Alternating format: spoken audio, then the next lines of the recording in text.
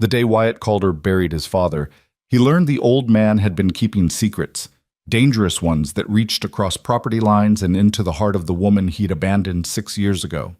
Standing in the attorney's office, dust motes dancing in afternoon light, Wyatt heard a name he'd sworn to forget. Lily Warren, the widow, his first love. Living just over the ridge on land his father had helped her buy. Some ghosts, it seemed, refused to stay buried. Stay with me until the end of this story, and comment which city you're watching from. I want to see how far this tale travels. The wind cut through Riverbend Ridge like a promise that couldn't be kept. Wyatt Calder stood at the fence line of his father's ranch, one boot propped on the lowest rail, his hat pulled low against the October cold. The land stretched before him in rolling waves of brown grass and scattered pine, familiar as his own heartbeat, but foreign as a stranger's face. 6 years. 6 long years since he'd seen this view, and now he owned every acre of it, along with every debt, every broken fence post, every memory he'd tried to outrun. His father's funeral had been 3 days ago. The whole town had turned out, filling the small Methodist church until people stood along the walls. Benjamin Calder had been a hard man, respected if not loved, and the ranchers of Montana knew how to honor their own. Wyatt had stood beside the coffin in a suit that didn't fit right anymore, shaking hands with neighbors who remembered him as a boy, accepting condolences that felt hollow as winter wind. Now the mourners were gone, the casseroles eaten or stored away, and Wyatt was alone with the enormity of what his father had left him. Not just land, though there were 3,000 acres of it, but questions. So many questions. The attorney's office in town smelled of old paper and lemon oil. Miles Granger had been the Calder family lawyer for 30 years, a thin man with wire-rimmed spectacles and the kind of patience that came from dealing with stubborn ranchers his entire career. He'd laid out the will with careful precision, explaining terms Wyatt already understood. The ranch was his, free and clear except for a small mortgage. The livestock, the equipment, the water rights, all of it transferred to the only surviving Calder son. There are some irregularities in the books, Miles had said, shuffling through a stack of ledgers. Your father made several large cash withdrawals over the past 3 years. No documentation on where the money went. Wyatt had frowned, studying the numbers. $20,000 drawn out in increments over 36 months. Not enough to bankrupt the ranch, but enough to notice. He didn't mention anything to you? Ben kept his own counsel. Miles removed his glasses, polishing them with a handkerchief. But there's something else you should know. The Warren property, the old Henderson place, just over the eastern ridge. Your father had a financial interest in that land. The name hit Wyatt like a fist to the gut. Warren. He'd kept his face carefully neutral, but his hands had tightened on the arms of the leather chair. What kind of interest? He held a private note. Helped finance the purchase 3 years ago when the property went up for auction. The new owner, a young widow named Lily Warren, she's been making payments regularly, right on schedule. Miles had looked up then, his sharp eyes studying Wyatt's face. I thought you should know, given the history between your families. History. Such a small word for such a complicated tangle of love and loss and bitterness that went back generations. Now standing at the fence line, Wyatt let himself think the name he'd been avoiding for 3 days. Lily. Lily Henderson, as he'd known her. Except she wasn't a Henderson anymore. She'd married someone named Warren, and now she was a widow, and she lived less than 2 miles from where he stood. The last time he'd seen her, she'd been standing in this exact spot. 22 years old, her dark hair whipping around her face in the summer wind, tears streaming down her cheeks. He'd been 24, holding his father's ultimatum like a knife to his own throat. Choose the ranch or choose the girl. The Hendersons were thieves and liars, his father had said. Their families had been feuding since before Wyatt was born, over water rights and boundary disputes and old grudges no one could fully explain. If Wyatt married Lily Henderson, he'd be cut off without a cent. He'd chosen the ranch. God help him. He'd chosen duty over love, and the look on Lily's face when he told her still haunted his dreams. She'd been wearing a blue dress, he remembered, the color of Montana sky in August. She hadn't said a word when he explained, just nodded once, turned, and walked away. He'd left for Wyoming the next morning, taking work on a ranch in Jackson Hole, and he hadn't come back. Not for holidays, not for his father's 70th birthday, not even when he heard Benjamin had taken sick. Pride was a poison, he'd learned. It killed slowly, but it killed sure. The sun was setting behind the western mountains now, painting the sky in shades of copper and gold. Wyatt turned back toward the house, a sprawling log structure his grandfather had built in 1952. It needed work, new shingles, fresh paint, repairs to the porch where boards had rotted through. His father had let things slide in his final years, too stubborn to ask for help, too proud to admit he couldn't manage alone. Inside, the house felt even emptier than outside. Wyatt had spent the past 3 days sorting through a lifetime of accumulated possessions, boxing up clothes for donation, deciding what to keep and what to let go.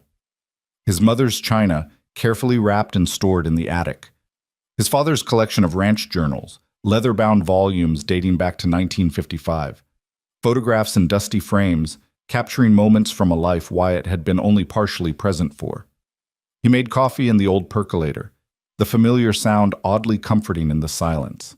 The kitchen hadn't changed since his childhood. Same yellow curtains his mother had sewn, same scarred wooden table where he'd done his homework, same view out the window toward the eastern ridge where the Henderson property began, where Lily lived now. Wyatt carried his coffee to his father's study, a small room off the main hall that smelled of leather and old tobacco. Benjamin's desk dominated the space, a massive oak piece covered in neat stacks of paper.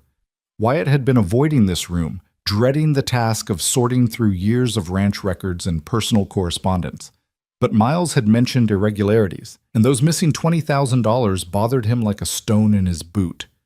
He started with the desk drawers, methodically working through each one. Bills, receipts, feed store invoices, veterinary records, the mundane paperwork of ranch life. The bottom right drawer stuck when he tried to open it, and when he yanked harder, it came free with a crack of splintering wood. Inside, pushed to the very back, was a leather folder he didn't recognize. Wyatt pulled it out, weighing it in his hands. The leather was good quality, worn soft with handling, no label, no identifying marks. He opened it carefully, and a stack of letters slid onto the desk. They were all addressed to the same person, Lily Henderson. Warren, General Delivery, Riverbend Ridge, Montana. But none of them had been mailed. Each envelope was sealed, dated, and marked with his father's distinctive scrawl. Wyatt's hands shook as he picked up the first one, dated 3 years ago, right around the time Miles said the Warren property had been purchased. He hesitated for only a moment before sliding his finger under the flap and pulling out the single sheet of paper inside. Dear Lily, I hope this letter finds you in better circumstances than I suspect. News travels in small towns, and I heard about Robert's passing. I'm sorry for your loss. Whatever my feelings about your family, you didn't deserve that kind of grief so young. I also heard the bank is threatening foreclosure on the Henderson place, and that the Mitchells are circling like vultures, ready to buy it for pennies on the dollar. I can't let that happen. Your grandmother and my late wife were cousins, which makes us family whether we acknowledged it or not. Mary would never forgive me if I let you lose your heritage. I've arranged to loan you the money for the down payment. No interest, reasonable terms, payments you can manage on a widow's income. Miles Granger will handle the details. You don't need to thank me, and you don't need to tell Wyatt if he ever comes back. This is between us, settling old debts that should have been settled years ago. I drove your boy away from you, that's on my conscience, and I'll carry it to my grave. I can't undo what was done, but I can do this much. Benjamin Calder. Wyatt read the letter twice, then a third time, his heart pounding so hard he could hear it in his ears. His father, rigid, unforgiving Benjamin Calder, had given Lily money, had helped her keep her family land, had admitted, at least on paper, that he'd been wrong to force them apart. And there were more letters. He opened them in chronological order, watching his father's handwriting grow shakier as the months passed, the cancer that would eventually kill him taking its slow toll. Some letters were brief, just checking in about ranch business or asking how Lily's cattle were doing. Others were longer, more personal. In one, dated 18 months ago, Benjamin wrote about Wyatt's mother, Mary Calder, who died of influenza when Wyatt was 12. Mary's maiden name was Whitmore. Her mother was a Henderson, your grandfather's sister, which I suppose makes you and Wyatt some kind of third cousins. I never told him because it would have complicated the narrative I'd built about your family being outsiders, troublemakers. The truth is, the land disputes between our families started because Mary's father and yours couldn't agree on inheritance terms when old Samuel Henderson died. Pride and money, the two things that destroy families faster than anything else. I kept this from my son, and I kept him from you. I thought I was protecting the ranch, protecting the Calder legacy. But all I did was make sure my boy grew up alone and hard and drive away the one person who might have softened those edges.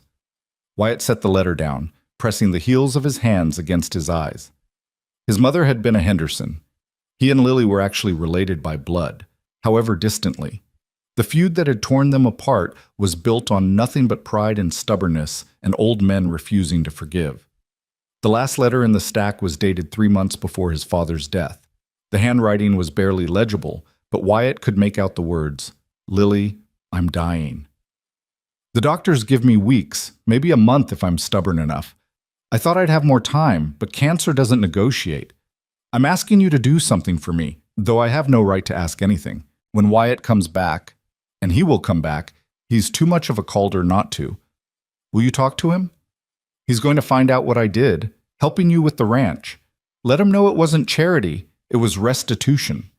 Tell him his mother loved the Henderson place. She used to ride over there as a girl before her family lost it in the Depression. She'd take me there when we were courting, show me where she'd built forts in the creek bed, where she'd watched eagles nest in the tall pines. When you bought it back, I felt like I'd given her something, even though she's been gone 30 years. Tell Wyatt I was wrong.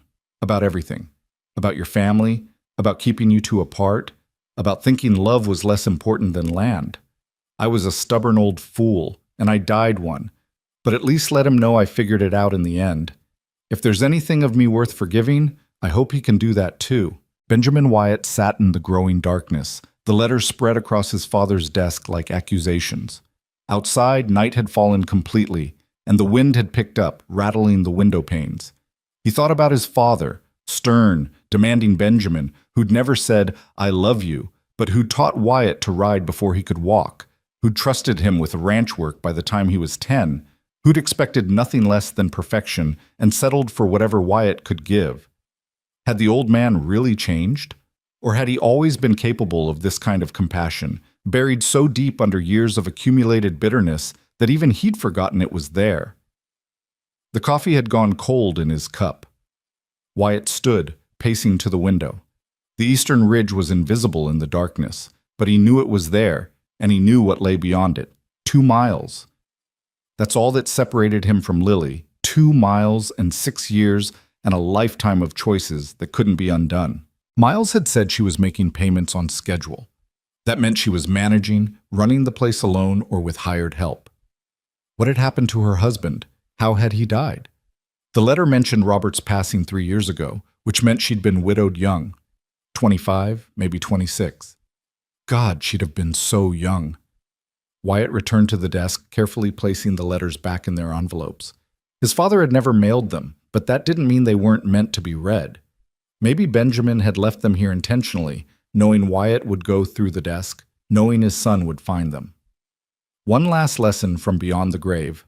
Some mistakes could be acknowledged, if not fully repaired. The clock on the mantel chimed 9. Too late to ride over tonight, even if he'd known what to say. Besides, Wyatt needed time to process this. The revelations about his mother's family, his father's change of heart, the knowledge that Lily was so close after all these years. He made himself a sandwich he didn't taste, took a shower in the bathroom with the perpetually dripping faucet, and lay in his childhood bed staring at the ceiling. Sleep felt impossible. Every time he closed his eyes, he saw Lily as she'd been that last day, young and heartbroken, the wind in her hair, that blue dress rippling around her legs. But she wasn't that girl anymore. She was a widow, a rancher, a woman who'd survived loss and grief, and apparently the whole damn town's prejudice against a young woman trying to run a cattle operation alone. She'd be different now, harder maybe, tempered by experience the way he'd been. Would she even want to see him? Or would his return just open old wounds she'd finally managed to close? The questions chased themselves through his mind until dawn crept through the windows. Wyatt gave up on sleep, dressed in the half-light, and went out to start morning chores. The barn needed mucking, the horses needed feeding, and the fence line along the north pasture had posts that were rotting through. Physical work, that's what he needed. Something to occupy his hands while his mind sorted through the tangle his father had left him. He was halfway through feeding when he heard the sound of hoofbeats on the drive. Wyatt straightened, pitchfork in hand, and watched as a rider came into view around the bend. The sun was just cresting the mountains, backlighting horse and rider in golden haze, and for a moment he couldn't make out details. Then they drew closer, and his heart stopped completely. She sat a horse like she'd been born on one, easy and confident, her body moving with the animal's rhythm. She wore work clothes, jeans, a canvas jacket, boots worn down at the heel, and her dark hair was pulled back in a practical braid. She'd always been pretty, but time had refined that prettiness into something more striking. Her face had lost its girlish softness, the angles sharper now, more defined. But her eyes, God, her eyes were the same, that particular shade of gray-green that changed with the weather and her mood. She reined in 10 feet from where he stood, and for a long moment they just looked at each other. 6 years collapsed into seconds. Every word he'd rehearsed in the darkness fled his mind. Wyatt. Her voice was lower than he remembered, rough around the edges like she'd spent too many cold mornings calling cattle. Lily. His throat felt tight. I heard you were... I didn't expect... Miles told me you were back. She swung down from the saddle with easy grace, her boots hitting the ground with a soft thud. Said you'd probably want to talk about the loan arrangement. So this was business. She'd come about the money his father had lent her. Somehow that hurt more than if she'd come to yell at him for leaving. You didn't have to ride over. We could have met in town. Could have. She tied her horse to the fence rail, not looking at him. But I figured this conversation was better had in private, less chance of the whole town gossiping. Riverbend Ridge had maybe 500 people in it, counting the outlying ranches. Everyone knew everyone's business, usually before it happened. Wyatt nodded. Coffee? That'd be good. They walked to the house in silence, the morning air cold enough that their breath steamed. Wyatt was acutely aware of her beside him, the way she moved, the set of her shoulders, the fact that she kept several feet of careful distance between them. He held the door open and she paused for just a second before stepping inside. The kitchen felt too small with both of them in it. Wyatt busied himself with making fresh coffee, measuring grounds with hands that weren't entirely steady. Behind him, he heard Lily pull out a chair at the table, the same chair she'd always sat in when she'd visited in those brief, bright months before everything fell apart. House looks the same, she said quietly. Yeah. He poured water into the percolator. Dad wasn't much for change. I'm sorry about Ben.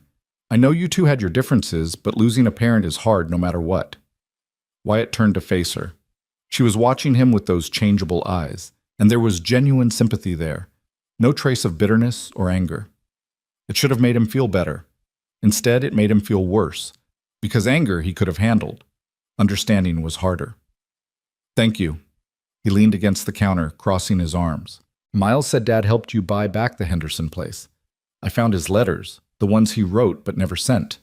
He explained some things. Her expression shifted, surprise flickering across her face. He kept those. I never knew he was writing them. You never got them. No. She shook her head. But we talked sometimes. He'd write over every few months, check on how things were going. Never stayed long, never made a big deal of it. Just... She paused, choosing her words. He seemed like he was trying to make something right. I appreciated it, even if I didn't fully understand it. The coffee started to percolate, filling the kitchen with its familiar scent. Wyatt grabbed 2 mugs from the cabinet, both chipped and old. The letters explained about my mother, that she was related to your family. I know. Ben told me that part in person, said he'd kept it from you and from your mother's family too after she died. Old grudges run deep in these mountains. Lily accepted the mug he handed her, wrapping her hands around it like she was warming herself. For what it's worth, I think he regretted it. Keeping you and me apart, I mean. Did you? The question came out before Wyatt could stop it. Regret it? Her eyes met his, and for a moment he saw something raw and honest there. Every single day for the first year. After that, just most days. The words hung between them, heavy with history. Wyatt pulled out the chair across from her, sitting down carefully. I should have fought him, should have told him to go to hell and stayed anyway. You were 24. He was your father, and this ranch was your inheritance. I understood, Wyatt. I didn't like it, but I understood. She took a sip of coffee, her eyes dropping to the table. Besides, I made my own choices after you left. Married Robert Warren, tried to build a different life. This was the opening he'd been waiting for and dreading in equal measure. What happened to him? Your husband. Logging accident. Her voice went flat, carefully neutral. 3 years ago, this December. He was working up near Glacier National Park, helping clear deadfall. Tree came down wrong, and he was in the wrong place at the wrong time. Christ, Lily, I'm sorry. Me too. She looked up at him again. Robert was a good man. Not the love of my life, but good, kind. He treated me well, worked hard, and he didn't deserve to die at 28. Not the love of my life.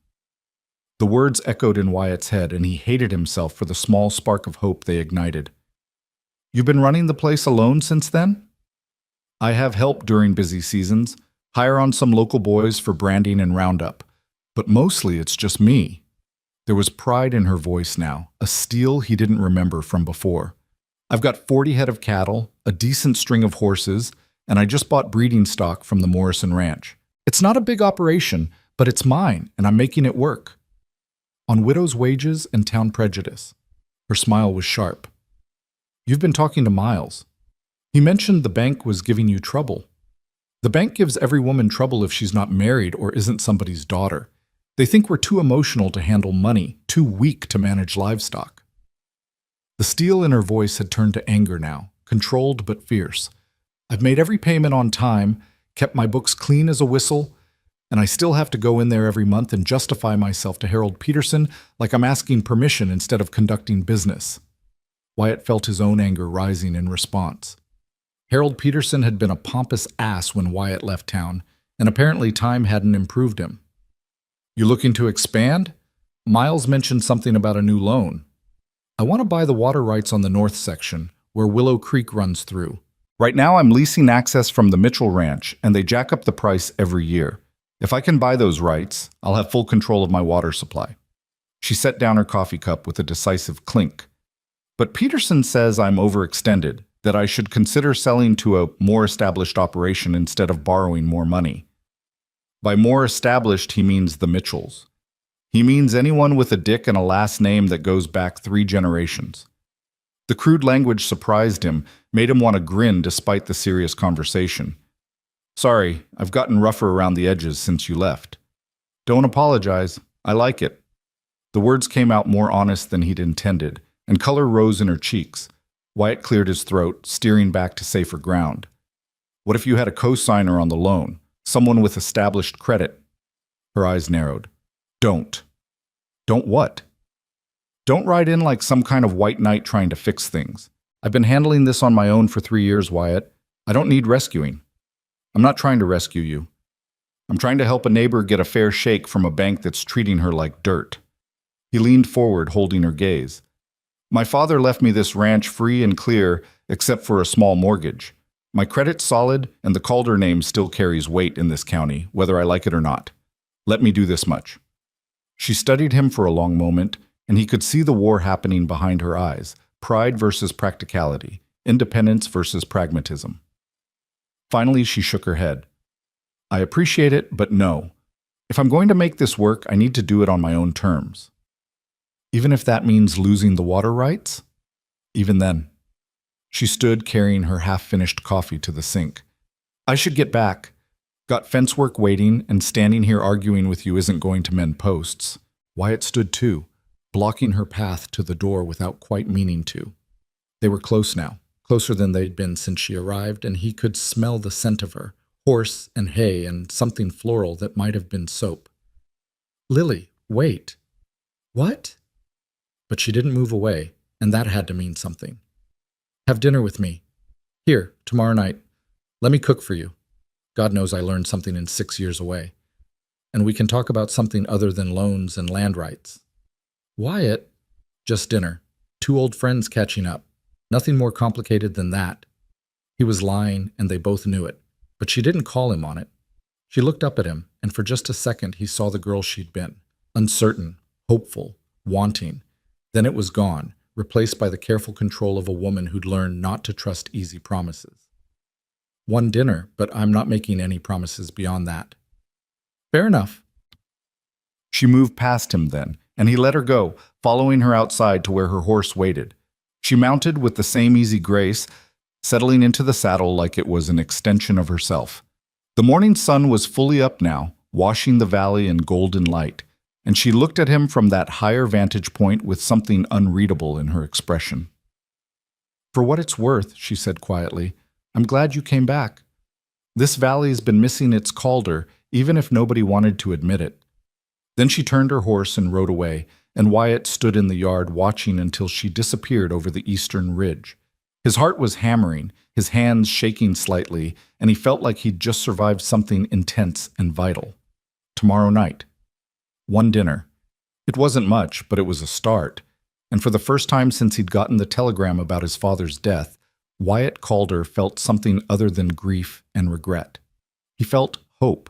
Wyatt spent the rest of that day and most of the next preparing for dinner like a man possessed.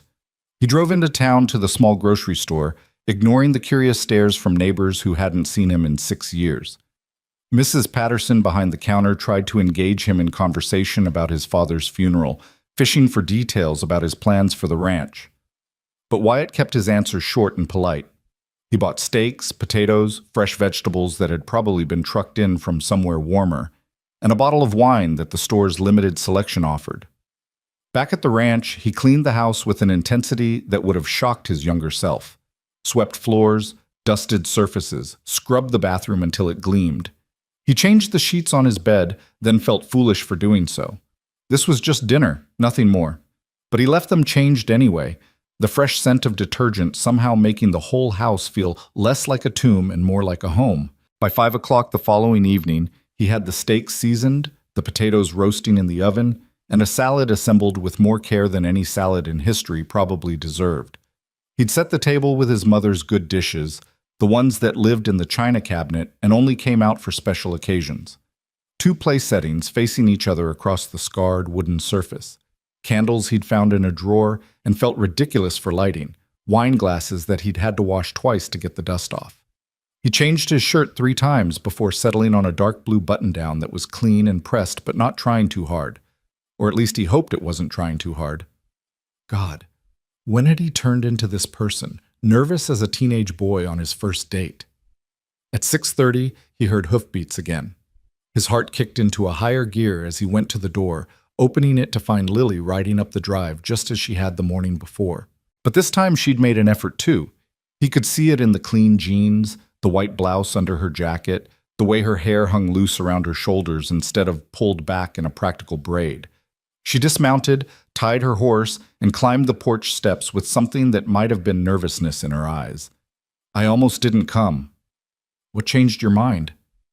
Wyatt held the door open, breathing in that scent of her again. Flowers and fresh air and something uniquely Lily. Curiosity. And the fact that I haven't had a meal I didn't cook myself in about 6 months. She stepped inside, looking around with open interest. You cleaned. Don't sound so surprised. I'm capable of basic housekeeping. The Wyatt I knew could barely make a bed. But she was smiling, some of the tension easing from her shoulders. Something smells good. Steak, if I haven't ruined it yet. Wine?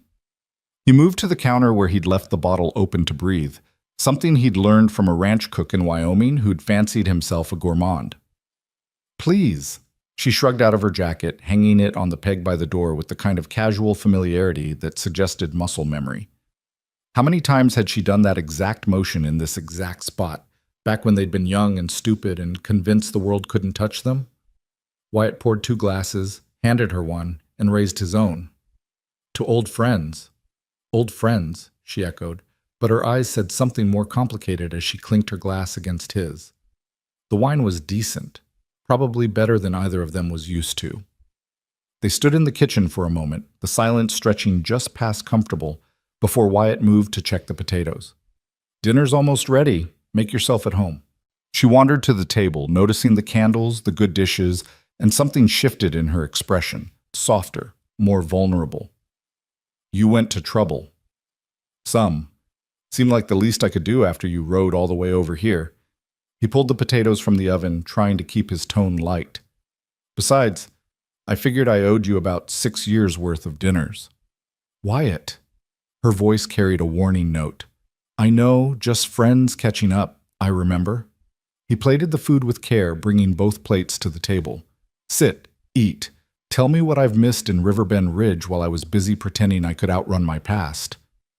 She sat, studying the meal he'd prepared, and for a moment he thought she might cry. But she didn't, just picked up her fork and knife and cut into the steak with steady hands. You learned to cook? Had to. Couldn't afford to eat out on ranch wages, and the bunkhouse food was barely edible. He sat across from her, watching as she took the first bite. Well? It's good. Really good. She looked up at him, surprised. When did you leave Wyoming? About 8 months ago. Moved to a ranch in Colorado. Bigger operation. Better pay. Worse winters. He ate his own food, tasting nothing, too focused on her presence across from him. Got the telegram about Dad in September. Took me 2 days to get here. Were you with him at the end? No, he died alone, according to Doc Morrison. Went to sleep one night and didn't wake up. The cancer had spread to his lungs, his liver. They'd given him weeks, and he made it 4 months on pure stubbornness. Wyatt set down his fork, the old grief mixing with newer regrets. I should have come back sooner. Maybe. Or maybe he didn't want you to see him like that, weak, failing. Ben was a proud man. Lily's voice was gentle, understanding in a way he didn't deserve. He talked about you sometimes when he'd ride over. Never directly, but I could tell. He'd mentioned something about the ranch needing work, say how it was too much for one old man, and I knew he was thinking about his son who'd stayed away. Did he ever say why he helped you, beyond what was in those letters? She was quiet for a moment, considering her answer. Once, about 6 months before he died, he rode over in the middle of a snowstorm, scared me half to death. I thought something was wrong, but he just wanted to sit by my fire and talk. We ended up talking for hours about everything and nothing. He told me about your mother, how much he'd loved her, how losing her had turned him hard inside. Said he'd made mistakes with you, pushed too hard, demanded too much. And then he looked at me and said, I took away his chance at happiness because I was too damn stubborn to admit the Hendersons were family. Can't undo that. But I can make sure you don't lose everything too. Wyatt felt his throat tighten. He never said any of that to me. Men like your father don't know how to apologize with words. They do it with actions and hope you're smart enough to figure it out. She took another bite of steak, chewing slowly. I think he wanted you to find those letters. Wanted you to know he'd changed, even if he couldn't tell you himself. They ate in companionable silence for a while, the candles flickering between them, casting shadows that danced across the walls. Outside, full darkness had fallen, and the wind had picked up again, rattling the windows in their frames. It felt like they were the only two people in the world, isolated in this small circle of light and warmth. Tell me about Robert, Wyatt said finally, the question he'd been avoiding. You said he was a good man. Lily set down her wine glass, her fingers tracing the stem. He was. Quiet, steady, hard-working. He came to Riverbend Ridge about 7 years ago, looking for logging work in the mountains. We met at a church social, the kind of forced community gathering where everyone's trying to marry off their single people. A small smile played at her lips. He asked me to dance, and I said yes because it seemed easier than explaining why I didn't want to. But you married him. I did. About 6 months after you left for Wyoming. She looked up at Wyatt, her eyes steady. I was heartbroken and angry and tired of being the poor Henderson girl everyone pitied. Robert offered stability, a future. He didn't love me desperately, and I didn't love him that way either, but we cared for each other, built something comfortable. Comfortable, Wyatt repeated, the word tasting bitter. Don't judge what you don't understand. Comfortable isn't nothing, Wyatt. Comfortable is worth something when you're 23 and everyone in town is whispering about how you couldn't keep a man. Her voice sharpened, old hurt bleeding through. Robert gave me respect. He worked hard, came home every night, treated me like a partner. That's more than a lot of women get. You're right. I'm sorry. And he was. Sorry for the judgment, sorry for the circumstances that had driven her into someone else's arms, sorry for all of it. Did you love him at all? By the end? Yes, in my way. Not the all-consuming thing I felt for you, but something gentler, steadier. She paused, choosing her words carefully. When he died, I grieved. For him, for the future we'd planned, for the children we'd talked about having. But I also grieved for myself for being 25 and a widow and facing the whole damn world alone. Wyatt reached across the table before he could stop himself, covering her hand with his. Her skin was warm, calloused from ranch work, and she didn't pull away. You're not alone now. Aren't I? But her fingers curled slightly against his palm, betraying her words. You've been back less than a week, Wyatt. You'll settle your father's estate, decide the ranch is too much work or too many memories, and you'll leave again. That's what you do. The accusation stung because it was fair. I left once. Doesn't mean I will again. Why should I believe that? Because I'm telling you. He tightened his grip on her hand, willing her to hear the truth in his voice. I spent 6 years trying to forget this place, trying to forget you. Worked myself half to death on other people's ranches, moved every time I started to feel settled, kept running because I thought that's what freedom looked like. But it wasn't freedom. It was cowardice. And I'm done running. Lily's eyes searched his face, looking for cracks in his certainty. What are you saying? I'm saying I'm staying. I'm saying this ranch needs work and I'm going to do it. I'm saying... He took a breath, steadying himself. I'm saying I never stopped loving you, and coming back here made me realize I never will. She pulled her hand away, standing abruptly enough that her chair scraped across the floor. Don't do this. Why not? It's the truth. Because the truth doesn't change anything. She moved to the window, her back to him, shoulders rigid. You loved me 6 years ago too, and you still left. Love isn't enough, Wyatt. It never was. He stood, moving to her but not touching, giving her space. You're right. Love wasn't enough then because I was too young and too stupid to fight for it. But I'm not that kid anymore. And neither are you. We've both lived, both lost things, both learned what matters. And what matters? She turned to face him, tears shining in her eyes but not falling. This, us, the fact that 6 years and a marriage and a death and a whole lifetime of trying to move on couldn't kill what we had. He risked reaching for her then, his hands settling gently on her shoulders. I know I hurt you. I know I don't deserve another chance. But I'm asking for one anyway, because the alternative is spending the rest of my life wondering what might have been. I'm scared, she whispered, and the admission seemed to cost her. Me too. Terrified, if I'm being honest. He brushed a strand of hair from her face, his thumb grazing her cheek. But I'd rather be scared with you than safe without you. She closed her eyes, leaning into his touch for just a moment. Then she stepped back, breaking the contact, wrapping her arms around herself. I need time. I need to think. Take all the time you need. I'm not going anywhere. He meant it as reassurance, but she flinched anyway. People always say that, right before they leave. She moved past him, grabbing her jacket from the peg. Thank you for dinner. It was good to see you, Wyatt, but I should go. Lily, wait. Good night. She was out the door before he could stop her, moving quickly to her horse, mounting in one fluid motion. He followed her onto the porch, watching as she turned her horse toward home. I'll prove it to you, he called after her. However long it takes, I'll prove I'm staying. She paused, looking back at him over her shoulder. In the darkness, he couldn't read her expression, but her voice carried clear and sad on the wind. I hope you mean that. But hope's a dangerous thing when you've had it broken before. Then she was gone, riding into the night, and Wyatt stood on the porch in the cold until the sound of hoofbeats faded completely. The dinner he'd prepared with such care sat half-eaten on the table. The candles had burned down to stubs, and he felt simultaneously more alive and more wrecked than he had in years. The next 3 days passed in a blur of hard work and harder thinking. Wyatt threw himself into ranch repairs with single-minded intensity. He fixed the rotting porch boards, replaced broken fence posts along the north pasture, cleaned out the barn until it gleamed. He inventoried equipment, organized the tack room, and went through his father's financial records with meticulous care. The ranch was in better shape than he'd initially thought. His father had kept up with the essential maintenance even as his health failed, and the herd was healthy if smaller than it had been in Benjamin's prime.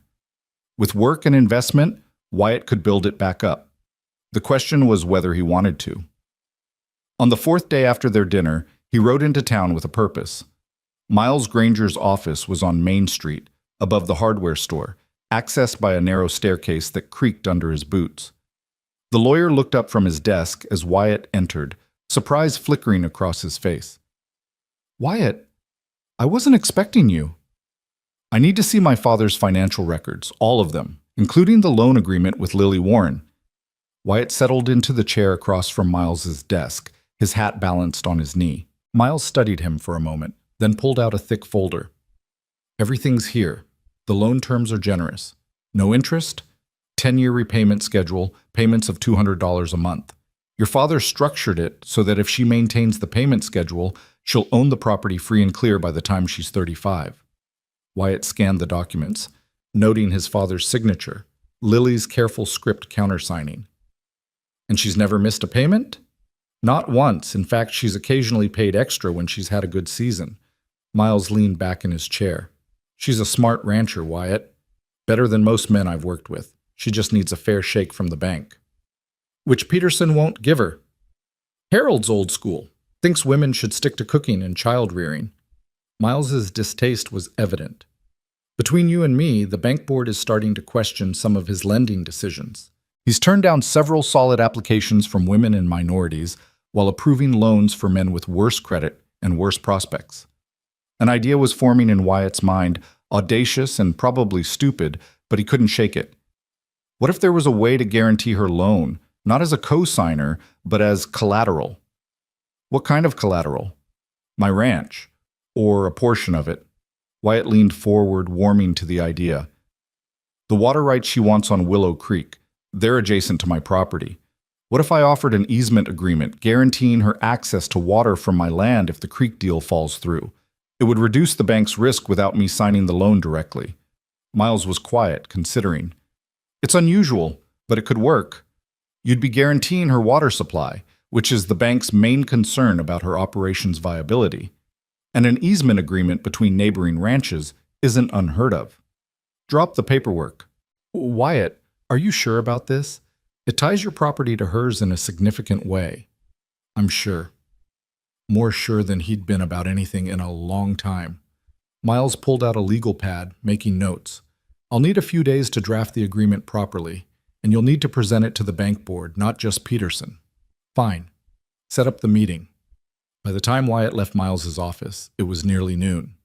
He walked down Main Street, noting the changes 6 years had brought. The old diner had a new name, the hardware store had expanded, and there was a coffee shop where the feed store used to be. But the bones of the town remained the same: the church with its white steeple, the school building on the hill, the post office that doubled as the town's gossip central. He stopped at the diner for lunch, settling into a booth by the window. The waitress was new, a young woman he didn't recognize, and she took his order without the curious questions he'd been fielding from longtime residents. He was halfway through a mediocre burger when the door opened and Lily walked in. She didn't see him at first, focused on exchanging pleasantries with old Mrs. Chen behind the counter, but then she turned, scanning the room for an empty seat, and her eyes locked on his. For a moment he thought she might leave, but then she squared her shoulders and walked over. "Mind if I sit?" Her voice was carefully neutral. "Please." He gestured to the opposite bench, his heart rate picking up. She slid in, and the waitress appeared to take her order. They made small talk about the weather, the state of the roads, nothing of substance, until the food arrived, and they were alone again. "I've been thinking about what you said," Lily began, her eyes on her plate. "About staying, about us, about all of it." Wyatt waited, afraid to speak, and break whatever spell was allowing her to continue. "I want to believe you. God, I want to believe you so badly, it scares me." She looked up, and her eyes were clearer than they'd been at dinner, more resolved. "But I meant what I said about needing time. I can't just jump back into something with you because of old feelings and good intentions." "I understand." Do you? Because I don't think you realize what you're asking. You're asking me to risk everything again. My heart, my peace of mind, the life I've carefully rebuilt over 3 years. That's not a small thing. You're right. It's not small. It's everything. He set down his fork, giving her his full attention. Which is why I'm willing to go as slow as you need. I'm not asking you to decide anything today, or next week, or next month. I'm just asking you to let me prove that I mean what I say. And how exactly do you plan to do that? However you'll let me. Be your neighbor, your friend, someone you can count on when things get hard. He paused, then added carefully, I've been talking to Miles about the water rights situation. Her expression immediately shuddered. Wyatt, I told you, I'm not co-signing anything, but I am offering an easement agreement that would guarantee you water access from my land if the creek deal doesn't work out. It gives the bank security without me taking over your loan or your independence. She stared at him, emotions warring across her face. Anger, hope, suspicion, gratitude. Why would you do that? Because it's the right thing to do. Because my father would have done it if he'd thought of it before he died. Because you deserve a fair shot at building your ranch without the bank holding you hostage. He held her gaze. And yes, because I love you. But the offer stands even if you never want to see me again socially. This is neighbor helping neighbor. Nothing more complicated than that. Everything with you is complicated, she said, but there was less heat in it than before. Maybe, but this doesn't have to be. Say yes to the easement agreement. Let me do this one thing, and if it makes you uncomfortable having me around, I'll keep my distance. You'll have your water rights, and I'll have helped settle a debt my father left unpaid. She was quiet for a long moment, working through the implications. And you don't expect anything in return? Nothing you're not willing to give freely. The waitress came by with coffee refills, breaking the tension. Lily wrapped her hands around the warm mug, staring into the dark liquid like it held answers. Finally, she looked up. Okay, I'll accept the easement agreement on one condition. Name it. You let me pay for it. Not in cash, I know that defeats the purpose. But in trade, labor, livestock, whatever makes it a fair exchange. I won't take charity, not even from you. A slow smile spread across Wyatt's face. You drive a hard bargain, Mrs. Warren. It's the only way I know how to be. But she was smiling too, just a little, and it felt like the sun breaking through clouds. They finished their lunch talking about ranch business, safe, neutral territory that let them be comfortable with each other again. Lily told him about her plans to expand her horse breeding program, and he told her about new ranching techniques he'd learned in Colorado. It felt almost normal, almost like the easy friendship they'd had before everything got complicated. When they stood to leave, Lily hesitated, then said, There's a ranchers' meeting next week. Community planning for the winter grazing schedules. You should come. I'll be there. And Wyatt? She touched his arm briefly, the contact electric even through his jacket. Thank you. For the easement, for understanding about the time I need. It means more than you know. Any time. He watched her walk out, noticing how several of the diner's patrons had been studiously pretending not to watch them. By tomorrow, the whole town would know they'd had lunch together, and by next week there would be rumors about wedding bells. Small towns never changed, but this time, maybe the rumors wouldn't be entirely unwelcome. The ranchers' meeting was held in the community hall, a drafty building that served as everything from polling place to square dance venue depending on the season. Wyatt arrived early, claiming a seat in the middle of the folding chairs set up in rows. The hall slowly filled with his father's old friends and rivals, weathered men in wranglers and work shirts, a handful of women who ran their own spreads, and the younger generation trying to keep family ranches alive in an era of corporate agriculture. Lily came in with a group from the Southern Valley, and Wyatt felt half the room's eyes swing between them as she deliberately chose a seat 2 rows ahead of him. She wore a dark green shirt that brought out the color in her eyes, and her hair was pulled back in a practical bun. All business, no nonsense, and completely beautiful. The meeting started with the usual bureaucratic nonsense, minutes from the last gathering, financial reports, committee updates. Then they got to the meat of it, winter grazing rotation. The Valley's ranchers had been coordinating their schedules for decades, making sure no one overgrazed the public lands they all depended on. Harold Peterson, who apparently served on every board in town, droned on about sustainable practices and environmental responsibility while clearly having no understanding of actual ranch work. Wyatt saw more than one rancher roll their eyes, but Peterson had political connections and a loud voice, so everyone tolerated him. Then they got to individual ranch updates, and Lily stood to present her plans. She outlined her expanded herd, her rotation schedule, her request for additional grazing allotment based on her growing operation. She was clear, confident, and thoroughly professional, exactly what any rancher would present. Peterson interrupted her. Mrs. Warren, the committee has concerns about allocating additional resources to your operation given the uncertainty about your water access situation. My water access is secure, Lily replied, her voice level. I'm in the process of purchasing the rights to Willow Creek, and I have backup arrangements in place. Purchasing with money you don't have yet. The bank hasn't approved that loan. Peterson smiled, and it wasn't friendly. Perhaps it would be more responsible to maintain your current allotment until your financial situation stabilizes. Wyatt felt his temper rise. He stood before he'd consciously decided to speak. The Calder Ranch is providing Mrs. Warren with an easement agreement guaranteeing water access regardless of the creek purchase. Her operation is as stable as any here. The room went silent. Every head turned to stare at him, then at Lily, then back again. Peterson's face reddened. Mr. Calder, I don't believe you're on the speaking list. I am now, and I'm vouching for the Warren Ranch's viability. She's got solid management, growing livestock, and now guaranteed water. There's no reason to deny her request unless you're operating on prejudice instead of policy.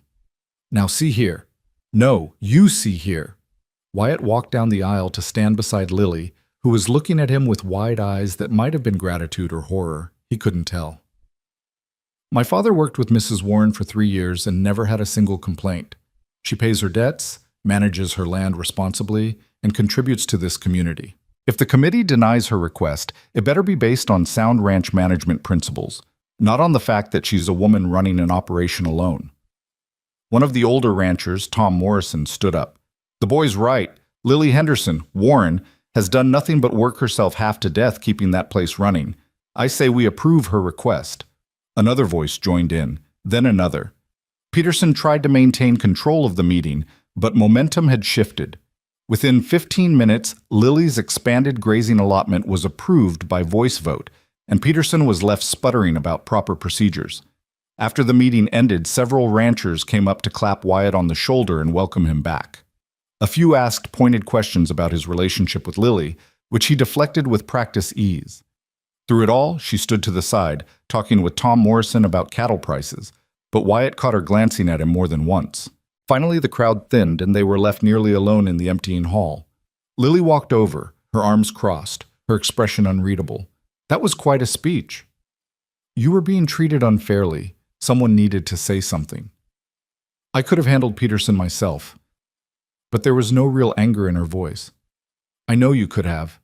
But you shouldn't have to handle prejudiced nonsense alone when you have neighbors who can back you up. He shoved his hands in his pockets, suddenly unsure. I hope I didn't overstep. You did. But she paused, and a smile tugged at her lips. But I'm glad you did. Thank you, Wyatt, for standing with me. It's been a long time since anyone has. Get used to it. I meant what I said about being someone you can count on. They walked out together into the cold November night. The first snow of the season was starting to fall, light flakes that wouldn't amount to much but promised harder weather to come.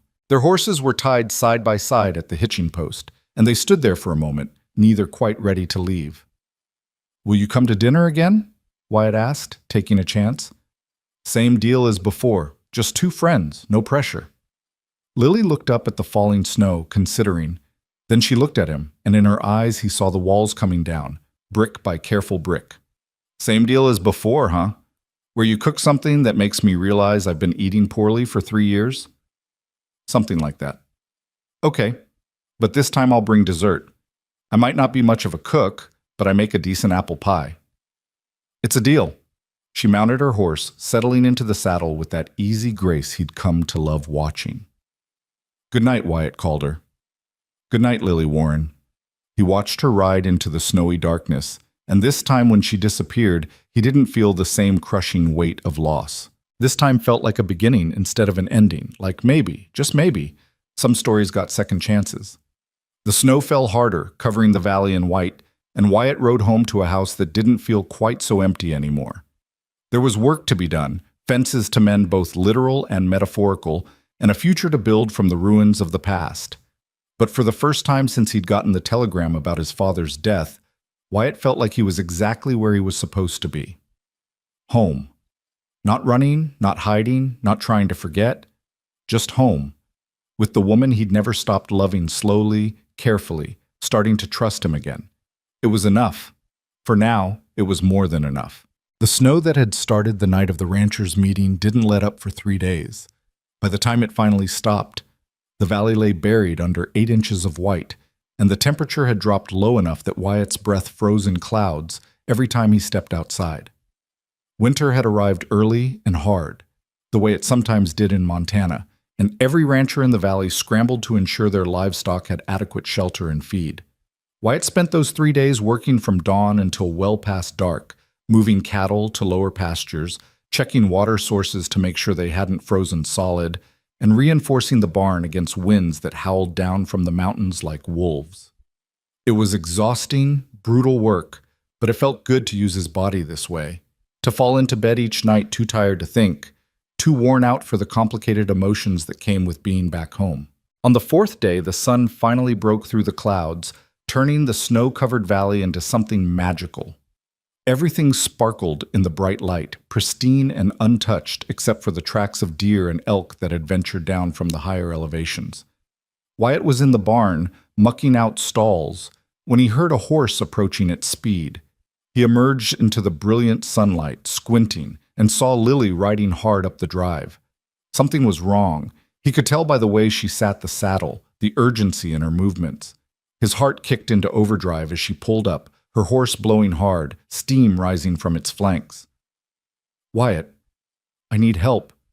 Her face was pale, her eyes wide with worry. "It's one of my mares. She's foaling early and something's wrong. The vet's stuck on the other side of the valley. Roads are still impassable. I can't do this alone." He was already moving toward his own horse before she finished speaking. "Give me 2 minutes." He grabbed his coat and gloves, called out to his ranch hand Jimmy to finish the morning chores, and was mounted within 90 seconds. They rode out together, pushing through the snow as fast as they dared, the cold air burning in their lungs. Lily didn't speak, all her focus on getting home, and Wyatt matched her pace, his mind running through what little he knew about difficult births. The Henderson place, he still thought of it that way despite the name change, looked smaller than he remembered but well maintained. The barn was newer than his, with a metal roof that shed snow efficiently. They dismounted at a run, and Lily led him inside to a large foaling stall where a bay mare lay on her side, clearly in distress. "How long has she been down?" Wyatt knelt beside the animal, running experienced hands over her swollen belly. "About 2 hours. She's been trying to push, but nothing's happening." Lily's voice shook slightly. "This is Shadow's first foal. She's only 4 years old, might be too young. I don't know." "Hey." Wyatt looked up at her, projecting a calm he didn't entirely feel. "We're going to help her. You've done this before, right?" "Twice, but both times were normal births. Nothing like this." She knelt on the mare's other side, stroking the animal's neck, murmuring reassurances. Wyatt rolled up his sleeves and began a careful examination. What he found made his stomach clench. The foal was breech, coming backward instead of front hooves and nose first. It wasn't impossible to deliver, but it was dangerous for both mare and foal, and time was critical. "It's breech," he said quietly. "I'm going to try to turn it, but I need you to keep her calm. Talk to her. Keep her still as much as possible." Lily's face went white, but she nodded, positioning herself at the mare's head, continuing her low, soothing words. Wyatt said a quick prayer to anyone who might be listening and began the delicate, difficult work of reaching inside to manipulate the foal into a better position. The mare thrashed, crying out, and Lily held her head, tears streaming down her face as she whispered encouragement. Wyatt worked as carefully as he could, sweat dripping despite the cold. His entire focus narrowed to the feel of the tiny hooves he was trying to reposition. Minutes stretched like hours. His arms ached, his back screamed in protest, But slowly, incrementally, he felt the foal begin to turn. "Come on, little one," he muttered. "Work with me here. Just a little more." And then suddenly the foal was in position, front hooves first, and the mare gave a tremendous push. Wyatt guided the foal as it emerged, slick and dark and impossibly small. Another push, and the head came free. One more, and the entire foal slid out onto the straw bedding, still wrapped in its membrane. Wyatt quickly cleared the membrane from the foal's nose and mouth, and after a heart-stopping moment, it took its first gasping breath. The mare lifted her head, nickering, and somehow found the strength to turn and begin licking her baby clean. Lily let out a sound that was half laugh, half sob. Will they be okay?" "I think so." Wyatt sat back on his heels, shaking with adrenaline and relief. "The foal's breathing well, and the mare's responding. We'll need to watch them closely for the next few hours, but I think they're going to make it." She launched herself at him without warning, throwing her arms around his neck, and he caught her automatically, both of them kneeling in the straw and afterbirth, and not caring even a little bit. She was crying in earnest now, her face pressed against his shoulder, and he held her tight, one hand stroking her hair, murmuring the same kind of reassurances she'd been giving the mare. "I was so scared," she whispered against his neck. "I thought I was going to lose them both, and I didn't know what to do." "But you didn't lose them. They're fine, Lily. You're fine. Everything's fine." He pulled back enough to look at her face, using his thumbs to wipe away her tears. "You did exactly the right thing, coming to get help." "I came to you." Her eyes locked on his, gray-green and swimming with emotion. "When I needed someone, I came to you." The weight of that admission hung between them. Wyatt cupped her face in his hands, heedless of the mess on them, and said, "And I'll always be there when you need me. Always, Lily. I meant what I said." She kissed him, just leaned forward and pressed her lips to his, tentative and sweet and tasting of salt from her tears. For a second, Wyatt froze in shock, and then he was kissing her back, 6 years of longing and regret and love pouring into the contact. Her hands fisted in his shirt, pulling him closer, and he obliged, wrapping his arms around her waist and losing himself in the sensation of finally having her back. When they broke apart, both breathing hard, the foal was struggling to stand on wobbly legs, and the mare was watching them with liquid brown eyes that seemed almost knowing. "I'm sorry," Lily said, though she didn't move away from him. I shouldn't have." "Don't." Wyatt rested his forehead against hers. "Don't apologize for the best thing that's happened to me in 6 years. I said I needed time, and I'll give you all the time you need. But right now, in this moment, can we just be here? Be us?" She nodded, and they stayed like that, holding each other in the straw, while new life stumbled and found its footing beside them. Eventually they pulled apart, both self-conscious now, and turned their attention back to mare and foal. The little one, a filly with a white star on her forehead, was nursing, and the mare seemed content despite her ordeal. "She's beautiful," Lily said softly, watching the pair with undisguised love. "What will you name her?" "Hope." Lily glanced at him, a small smile playing on her lips. "Because she came when I'd almost given up on things working out." The words carried layers of meaning neither of them was quite ready to speak out loud. Wyatt reached for her hand, and she let him take it, their fingers lacing together naturally. They stood like that for a long time, watching the foal nurse, neither wanting to break the spell of this moment. Finally, practical concerns intruded. The mare needed fresh water and feed, the stall needed cleaning, and they both needed to wash off the evidence of the difficult birth. They worked together with easy efficiency, falling into a rhythm that felt familiar despite the years apart. Lily brought clean straw while Wyatt mucked out the soiled bedding. He carried water while she mixed a special mash to help the mare recover her strength. When the work was done and they'd ensured both animals were stable, they walked to the house, a small, neat structure with blue shutters and a front porch that wrapped around 2 sides. Wyatt had never been inside during their brief courtship, and he felt oddly nervous crossing the threshold now. The interior was simple but comfortable, with feminine touches that spoke of Lily's personality.